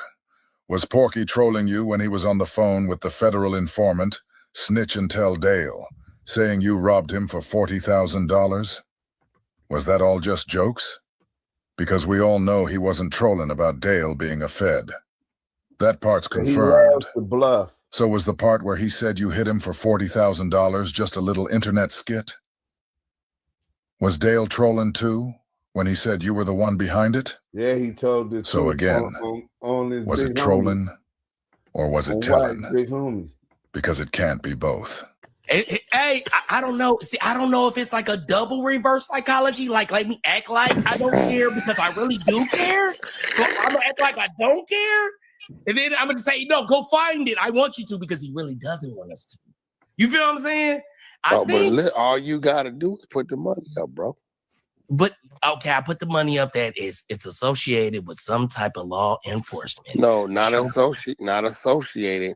That it is identified and represents a peace officer in any shape, form, or fashion, and has any of the powers of a peace officer. Peace officers, probation, parole, correctional officers. Man, I can't even screen this to my channel, can man. make an arrest. You know what I'm saying? Yeah. No, so that means it will have a badge number on it, and I have all that on it. So now you're trying to narrow down the I'm not narrowing it down. That's broad. Yeah, you're trying to. Yo, Rick Rock Kelly, that's broadening. That ain't narrowing it down. Nigga. No, he said it has to be specifically from San Diego. No, I didn't. It could be from any. Listen, it could be from anywhere in the world. Anything Whoa. It's one of those days we're not cooking dinner, so I pulled into Popeyes. Got a $20 family meal to Popeyes. Ladies and gentlemen, let the games begin. We got hold on, y'all. We got a special treat for y'all. Hold on, y'all. Yo, I'm live. I want you to know that. What do you think about this WACK100 being caught online with a badge in his wallet? Badge in his wallet. Badge in his wallet. What do you think about that? We're live, brother. And let them know who you are and what you think about WACK100 having a badge in his wallet. And now he's saying he's willing to take $5,000. That badge is associated with any type of law enforcement. What do you think about that? Let us know who we talking to. Well, first is Duse Sims the dime. What?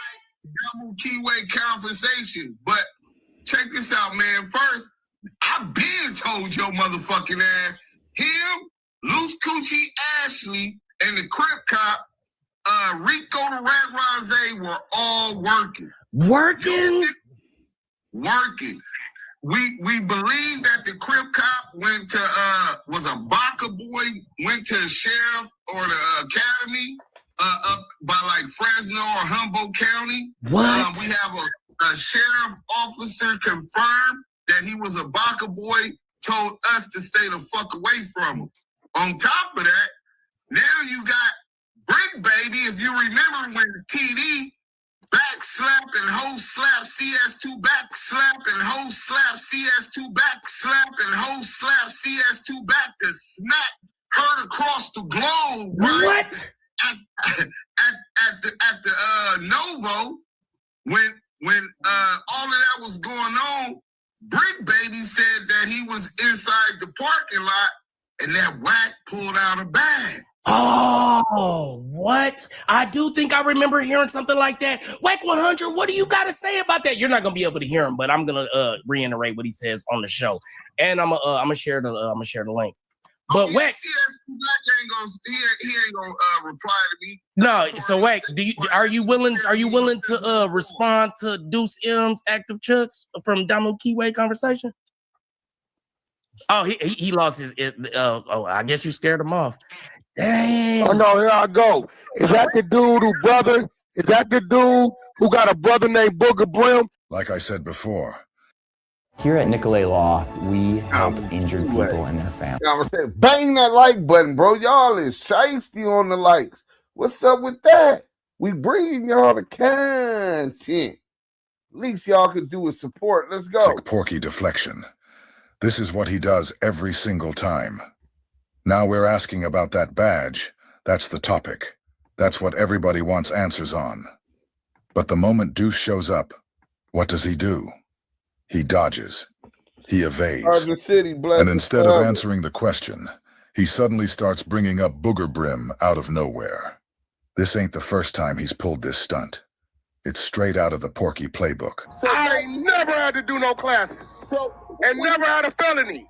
Misdemeanor, baby. They arrested you. Misdemeanor. You lying about I had a misdemeanor. You know, you get too loud. We don't give you that. I had a misdemeanor. Bozo.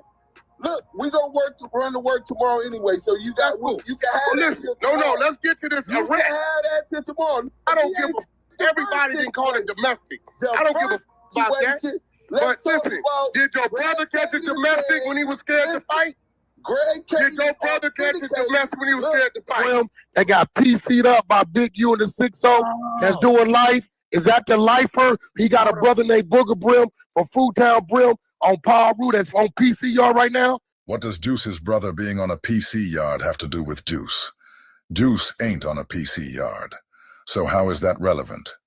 And more importantly, what does any of that have to do with Porky and the badge in his wallet?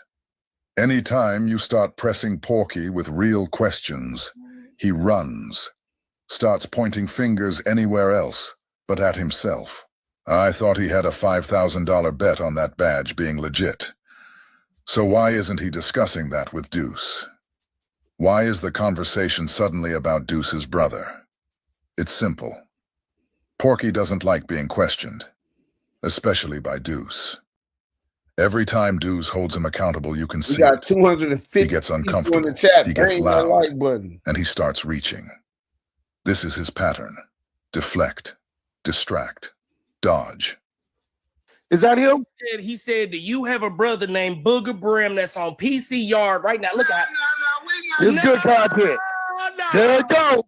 There it go. There it go. I'm about to send the link. There it go. Just get up out of here. Look, he said, we not talking about that. We talking about that bad. There it goes. See, listen. You see, you can't fuck with me, right? Hold on, I'm about to see that? Demon time. Demon time. I'm diabolical, demon. Man, it's crazy how Porky really sits there saying he's diabolical. All because when you ask him a straight question, instead of answering it, he throws out some random topic that has absolutely nothing to do with what you're talking about. And the wild part? 240. He actually acts like that's some kind of hidden talent. Like that's what makes him strategic or calculated. Yeah, he PC'd up in the free world. That's not diabolical. That's just dodging accountability dressed up as some fake genius move. This dude is really out here confusing chaos with cleverness. Hey, he said, y'all ain't got him, he got you. I'm diabolical.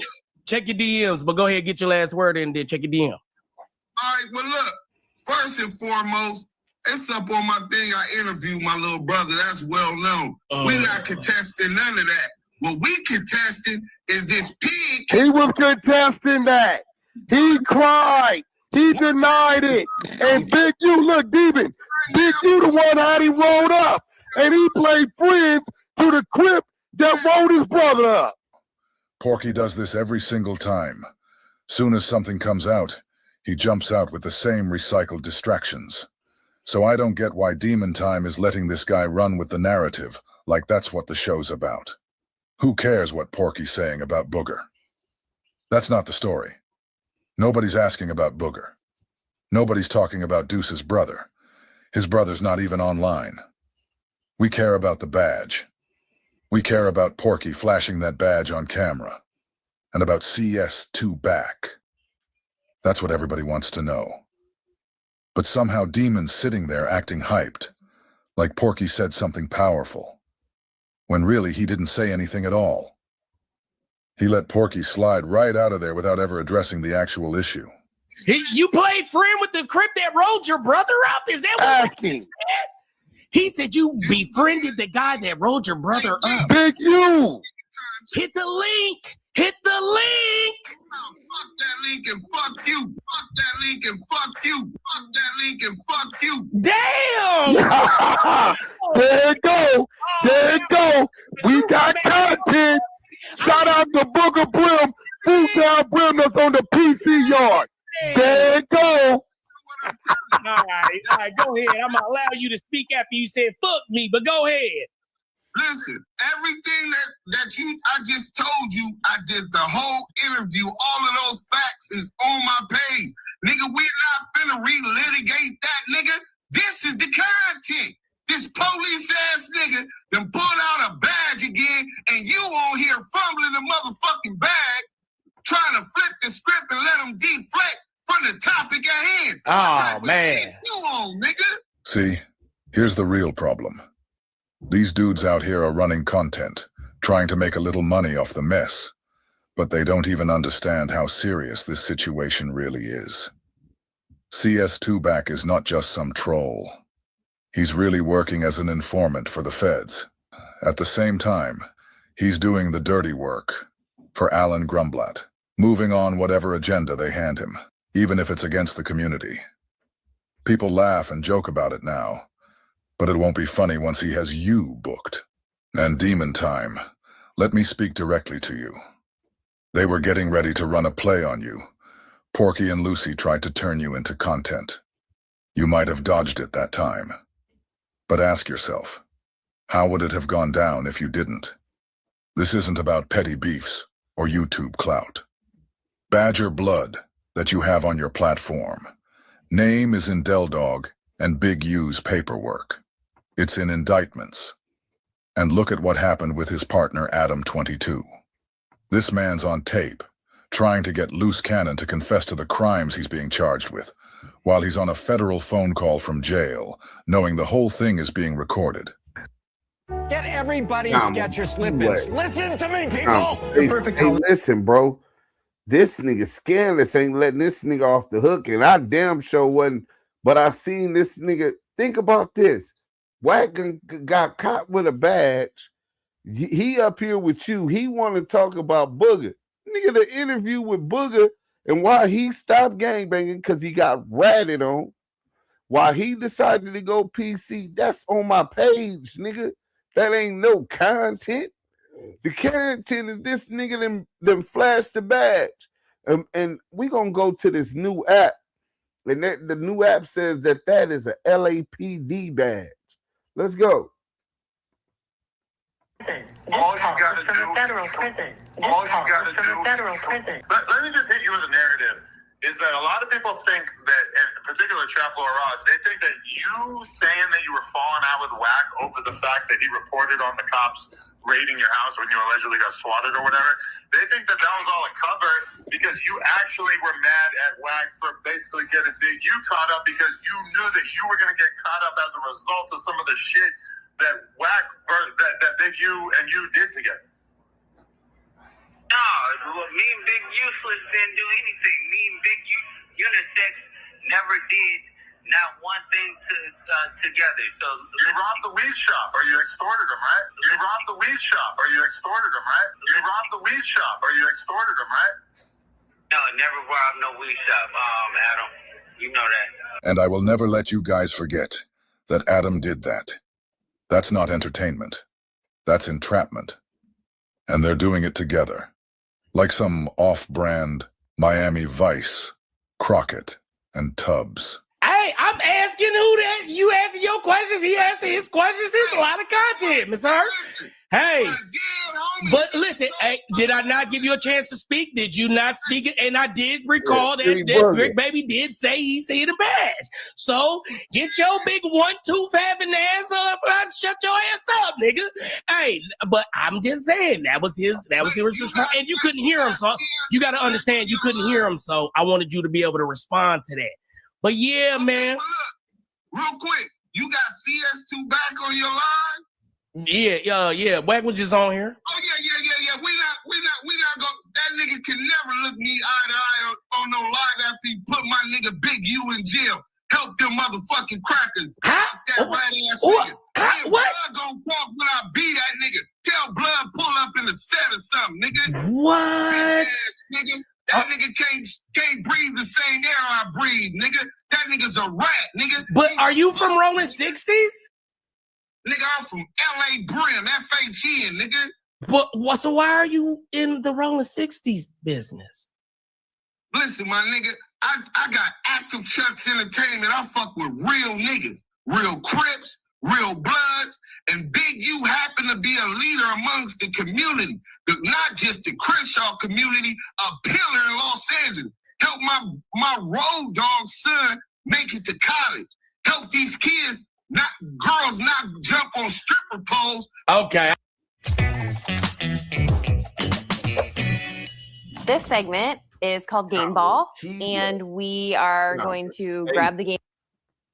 So that's one of them, but I think that's the wrong one. Hold on, we got another one. And then we got something for Street TV, man. Oh, here it go. Damn. Okay, we'll get to it. But I was talking about how WACK100 be lying, talking about he gonna bring the paperwork, and he still ain't brought the paperwork. Let's get to it. Along the way. Shout out most attempted murders. Endless. You know, like all my whole record was violence. In there, you just really don't understand how that inner city. We don't fuck with. Listen, dog. Listen, the only police we fuck with is the crooked police. There's Power Rules and Crips, as gang members. That niggas don't know they gang members. We fuck with them police. Them the homies. They do everything we need them to do. And it's a lot of them out here. You know, they're pulling Dominique Mayweather, taking what we need to take. Them the police we fuck with. So we fuck with police. Welcome back to Scandalous Los Angeles TV, where we expose the exposers. Porky has really outdone himself this time. Reggie Wright and John, over at Bomb First, tried to help him. But somehow he still managed to throw himself under the bus. Just like every other time, we've caught Porky in another lie. And this time, it's serious. Today, we're about to prove that he really did go to jail. He really was picked up and brought in for questioning. Now, if you know Porky like we do, then you already know. He lies so much. We can't just focus on just this one. Before we even get into the jail story, we have to touch on some of the other lies he's told recently. I won't take too long on it, but let's go back to that story he told about being CK Wack and how that persona supposedly came to life in Soledad. And I went to reception, and they put me in cell with a G homie named Baby Wayne from Billy Style Power Room. And I think at that point is when my penitentiary training started. You know, because he had been to prison 2-3 times. He put his head down and thought about the line. Baby Wayne it turned him out to 3-finger back. Come hither. 3-finger back. Baby Wayne was a knockout artist that he had to fight 3-4 times a week. That nigga was taking that nigga cheek. The thing about Baby Wayne was a knockout artist. And when you were a young Paru in the cell with a G homie, you're going to fight at least 3-4 times a week just because. So, you know, he kind of got me stronger with my push-up game, my physical game, and he made me squabbling him every day, almost. So by the time I left there, I hit Soledad.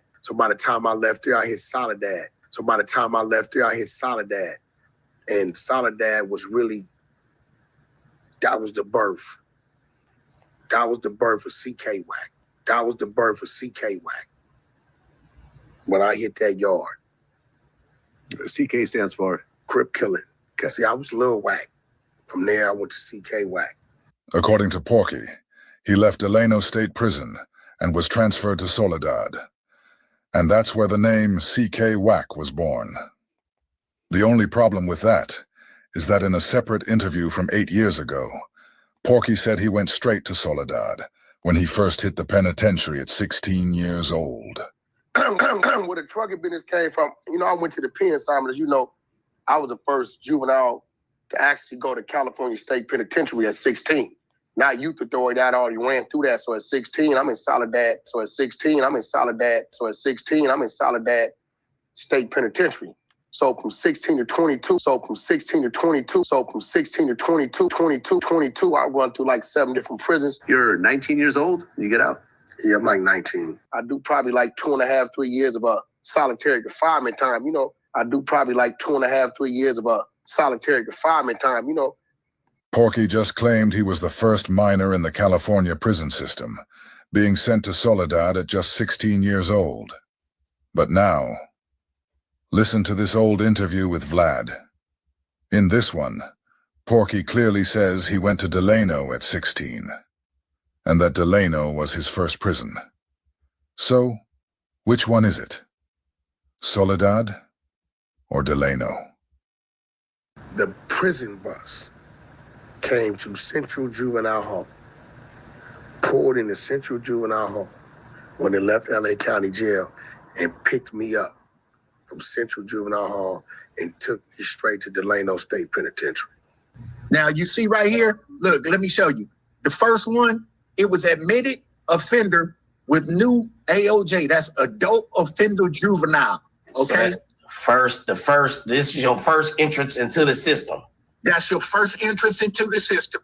He went to North Kern State Prison, NKSP. Now you got to see, he likes to play games. So you got to understand, North Kern State Prison is Delano. Kiwe conversation. This is nasty work, bro. That's old Delano. They have a new Delano, which is a level 4. Okay? The prison bus came to Central Juvenile Hall, pulled into Central Juvenile Hall when they left LA County Jail and picked me up from Central Juvenile Hall and took me straight to Delano State Penitentiary. He'll try to say, I went to Delano to make you think he'd been at a higher level than he been. He was at reception, right? Then the next prison he went to was SATF, Substance Abuse Treatment Facility, which is the level 2, okay? That's where he paroled from. I thought Porky said he was 16 years old at Soledad. I thought he said he went to Soledad after he left Delano. See all the lies you have to sift through when dealing with this guy? He didn't go to 9 prisons like he alleges, okay? He got paroled. If you see, he got to prison on 131.95. He paroled 4/1/98. He got paroled. If you see, he got to prison on 131.95. He paroled 4/1/98. Okay? 95 to 98 is 3 years. I don't give a fuck what kind of arithmetic you try to use with it. Porky got to Delano in 1995 when he was 18 years old. He paroled in 1998 at 21. That timeline makes one thing crystal clear. It was impossible for him to be at Soledad at 16. If Porky never went to Soledad, then there was never a birth of CK WACK. The whole story was built on a lie. Just another chapter in Porky's book of fiction. Okay? But this is the kind of fraudulent dude that is out here on this internet trying to, you know what I'm saying? I think that Scanless just took it as that's just his regular occurrence. I think that WACK100 created this bigger persona like he was really like me. You know what I'm saying? Like he was about that, like he was like that at some point, so people would accept him and that would be his cover. I believe he's been undercover working this whole time. Let's go. Pretend to be somebody and something that he's not. You see what I'm saying?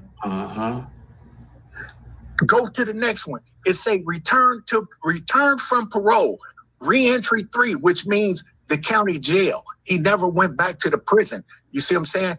He was in the county jail from 6/2 to 7/25 of 98. Okay.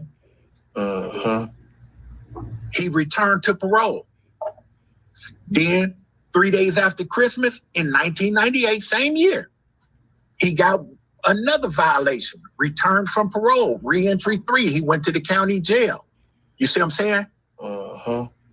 He was returned to parole. Then he discharged on 2/25/2002 from Region 3. Discharged from sentence. Okay? All that talk about he was in there for all this shooting and attempted murders and all of this shit. This motherfucker got one charge of 245 PC A2, okay, which is assault with a firearm, okay? So as you just saw, Porky never set foot in Soledad. So all that talk about Soledad was just another lie. There was never a birth of CK WACK. That entire story was completely fabricated. Then there's the claim about spending 2 to 3 years in solitary confinement. Lie. Being the first minor in the California prison system. Lie. Being 16 years old at Soledad. Lie. That's 5 lies in one story. Back to back. Right, Renegade. But this is what Porky does.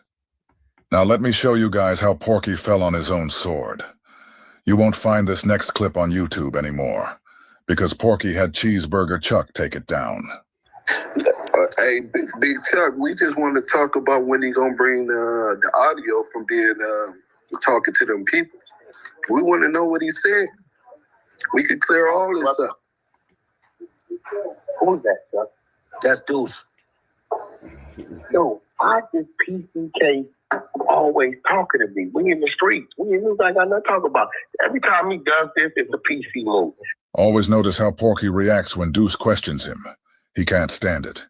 He cuts him off, yells over him, or accuses him of PCing for talking to him on a social platform. But when it comes to DZ from SBGB TV, it's a whole different story. Porky gives him content and plays along.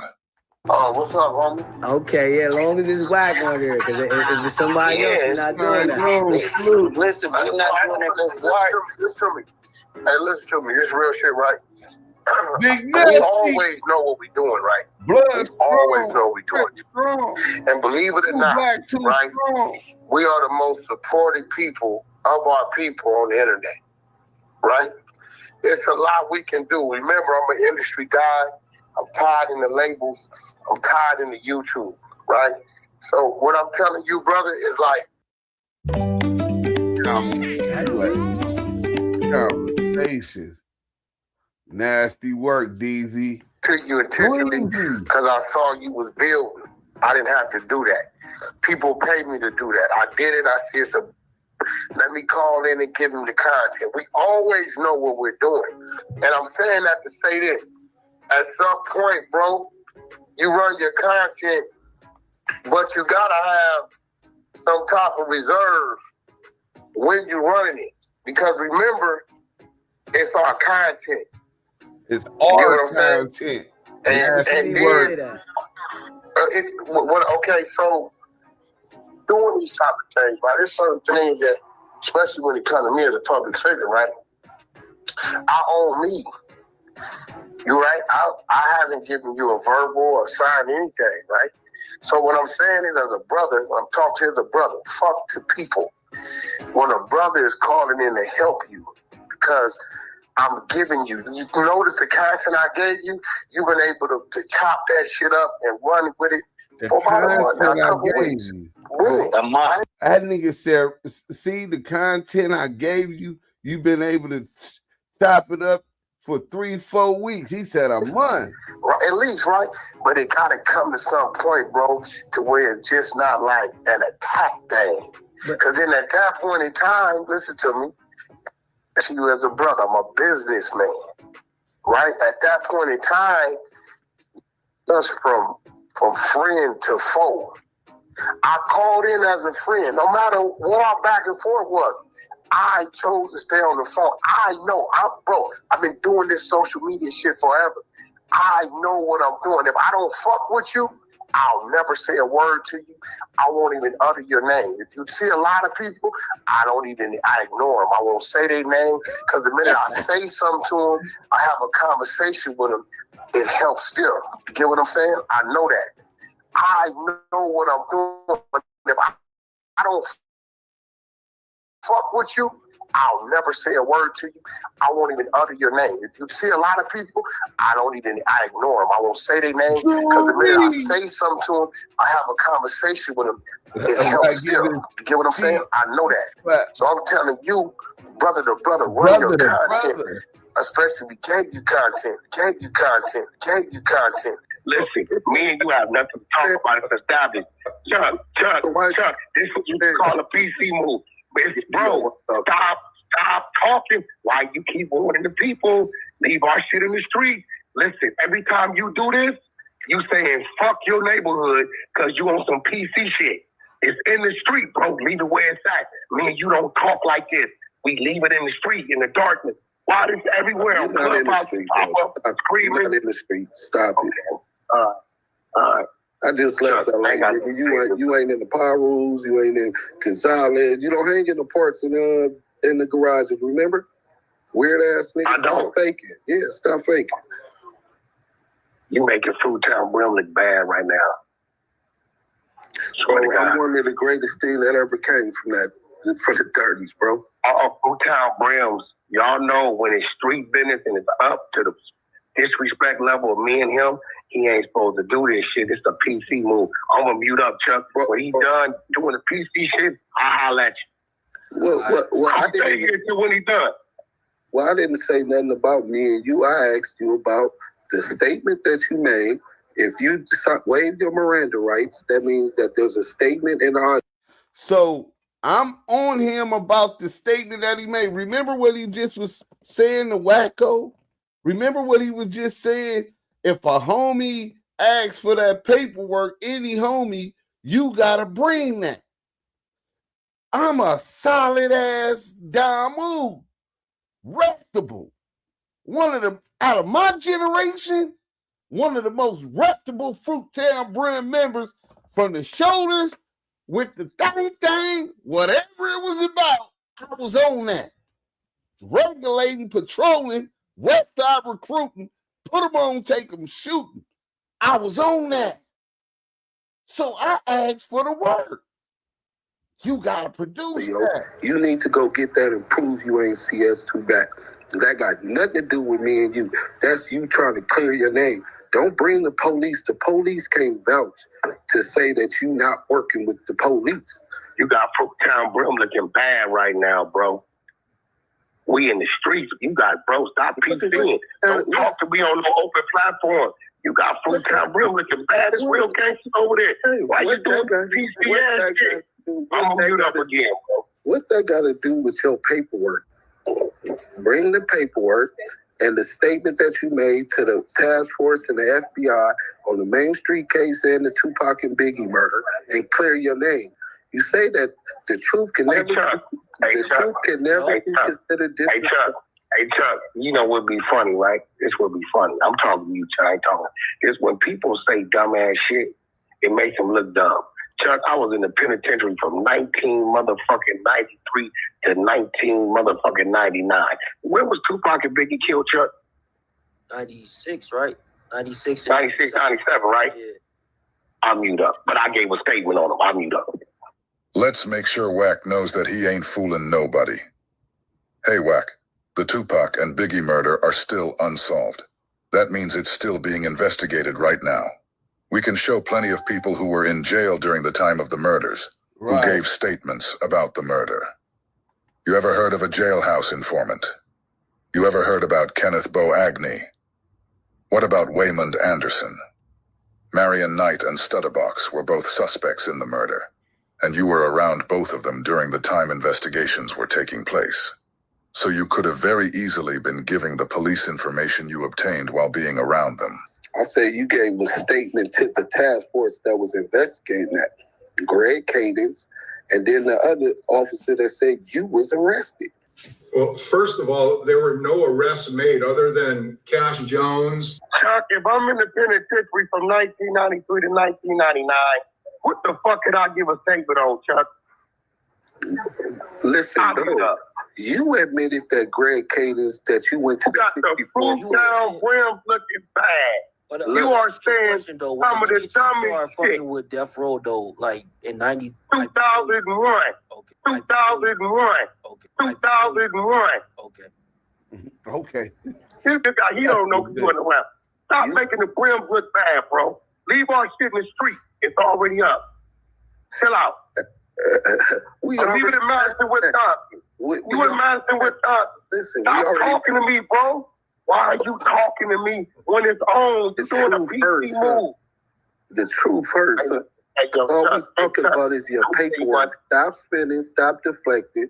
When is you going to bring you to provide the paperwork? From the 60s. I don't have no paperwork. I don't have paperwork. I was never arrested, question nothing. I don't have paperwork. I was never arrested, question nothing. I don't have paperwork. I was never arrested, question nothing. WACK just claimed he has no paperwork because he was never arrested or even questioned. Now, we all know he was questioned. We all know he waived his Miranda rights and talked to them people. In fact, Greg Cadence admitted that exists. His statement exists, right? So for him to lie about that, so he don't have to get the paperwork and saying that he doesn't have no paperwork, look how quick that lie turns. He's emotional. He's discombobulated. This is when you know you got CS2 back against the wall. So he doesn't have no paperwork because he never made a statement, which we know is a lie. Now, this is how you know he lying.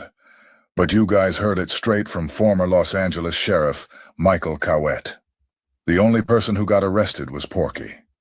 Reggie and John deleted the clip, so don't bother looking for it on YouTube. Porky swore up and down that he was never brought in for questioning. Remember that. It's on you to provide the paperwork. PKY, Lil WACK, WACK100, or the WACK boy, or the WACK boy, or the WACK put that on Fruittown Brim. Look, you or the WACK boy. Put that on Fruit Down Brim. Put that on Fruit Down Brim. I told. On Fruit Down Put that on Fruit Down Brim. CS2 back. On Fruit your dead homie. You CS2 back, aka the I'm gonna go get to work. All right, guys. Now that we've heard all that, and we've heard Porky himself say he would. He's going to go get the work. On your dead homie. You CS2 back, aka the I'm gonna go get to work. All right, guys. I thought he didn't have no work. I thought he didn't make no statement. This is what I've been telling this bitch ass nigga for 3 years. Go get the statement that you made to the Joint Task Force. Now, mind you, there were 2 statements. He said he went to the 64th floor, right, at the FBI headquarters. And then there's also the statement that he made at his lawyer's office. We want both of those. And we also want, we finna be pulling this one to an end. We got about 15 more minutes. Let's get to this. Welcome back to Scandalous Los Angeles TV, where we expose the exposers. Today, we're going to let you guys hear what Greg Kading has to say about CS2 back. You're going to hear Greg attempt to shield his confidential source, but you're also going to hear him place WACK directly in the CS2 driver's seat. I'll interject a little throughout the interview, just to point out a few things. Other than that, I'm going to just let it play. Tell me in the comment section what you think. Now, Greg, this isn't about you. This is about WACK. I understand you have to do what you gotta do. But if he can bring you on Clubhouse to tell us all that stuff, I feel I should be able to ask some questions so the people can be informed. So again, this has nothing to do with you. This is about WACK. Yeah, I get it. I get it. No, and again, I'm not trying to. Damn, my bad, everybody. This was the wrong one. What's up, babe? I'm almost finished. That was the wrong one. Apologies, man. It's I think it's on Scandalous Los Angeles. Oh yeah, most Scandalous Los Angeles. Damn, my bad, man. I done got y'all the wrong video. You know what I'm saying?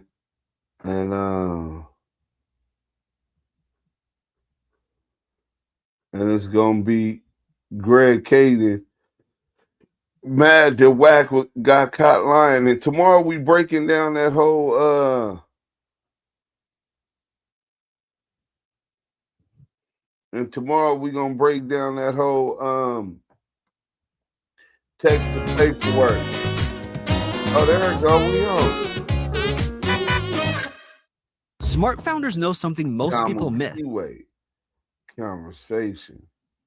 Yeah, we got about 15 minutes. Let's go.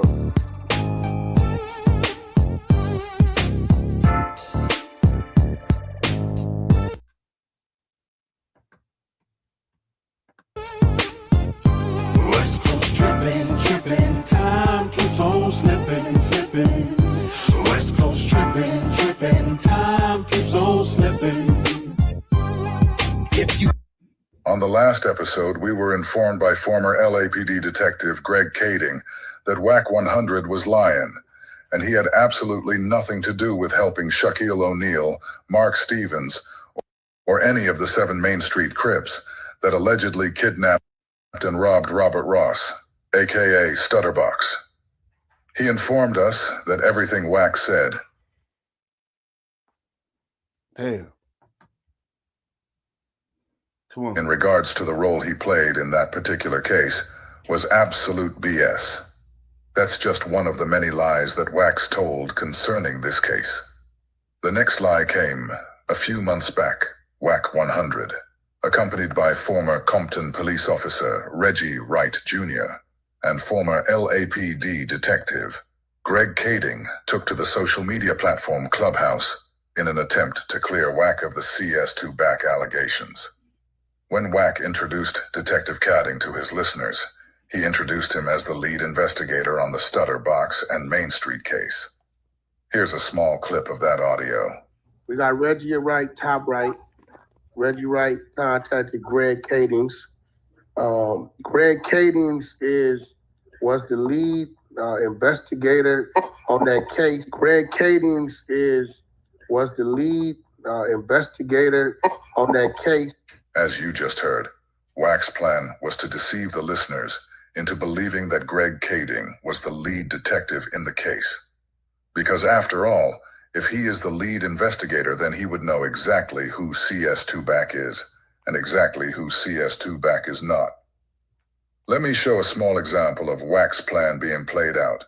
Cash Jones, we don't usually use monikers under those circumstances, like WAC or WACK100.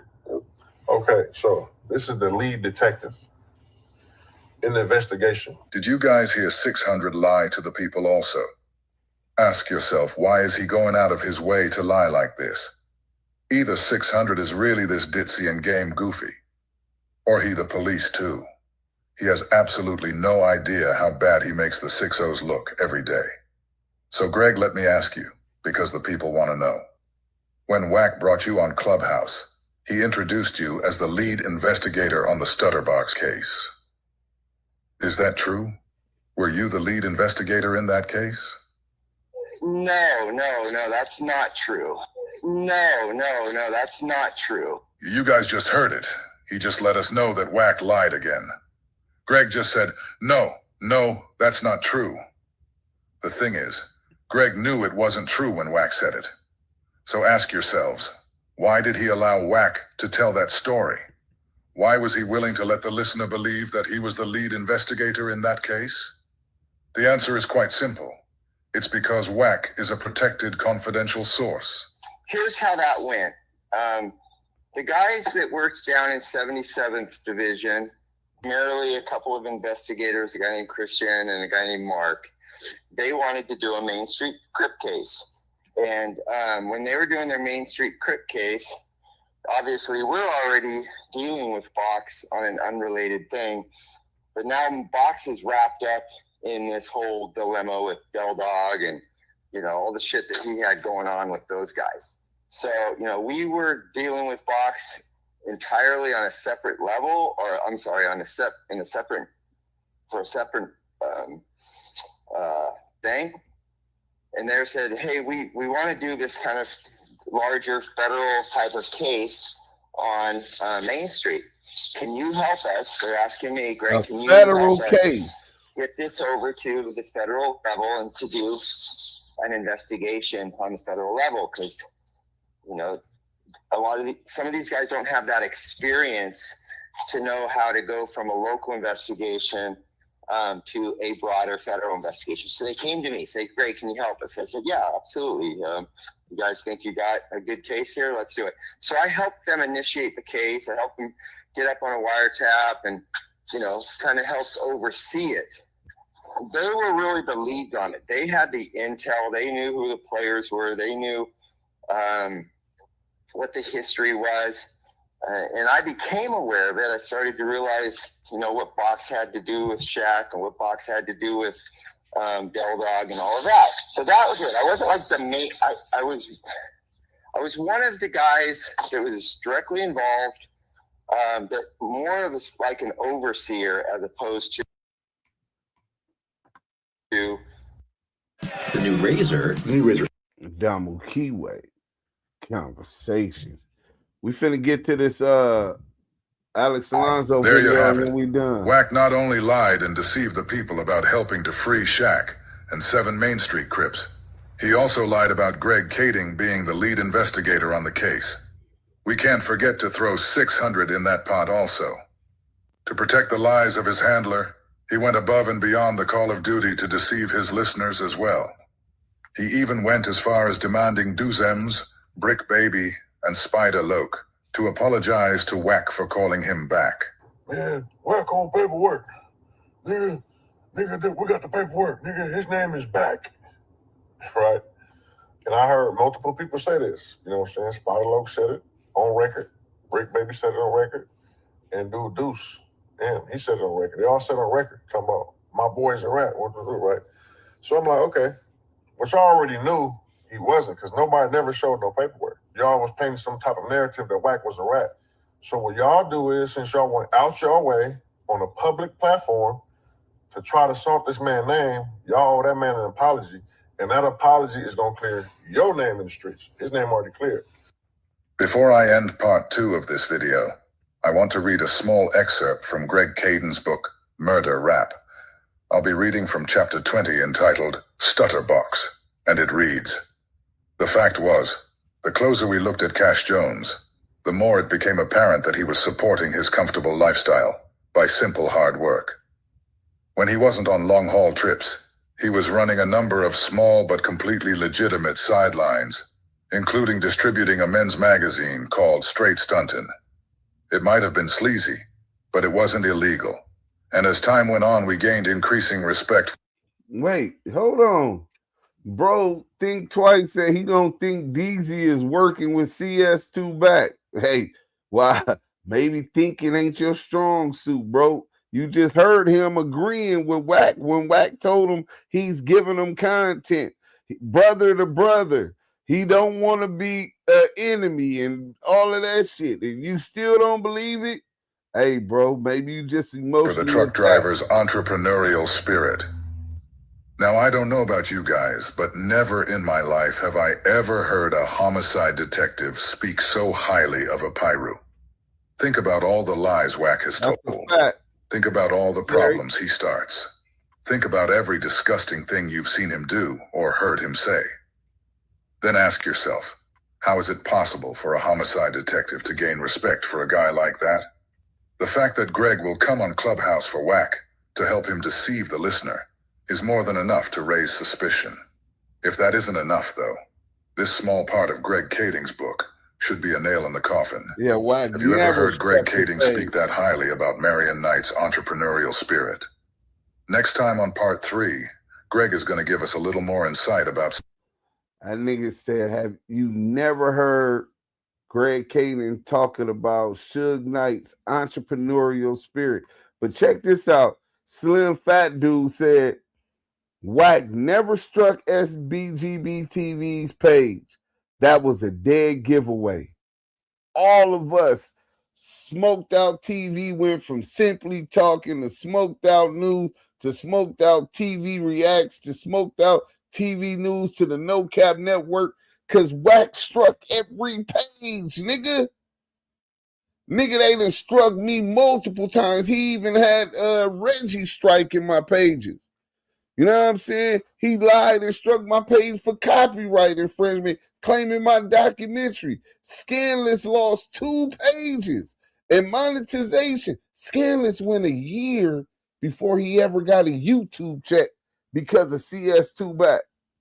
And you saying that he just cool with SGB-TV?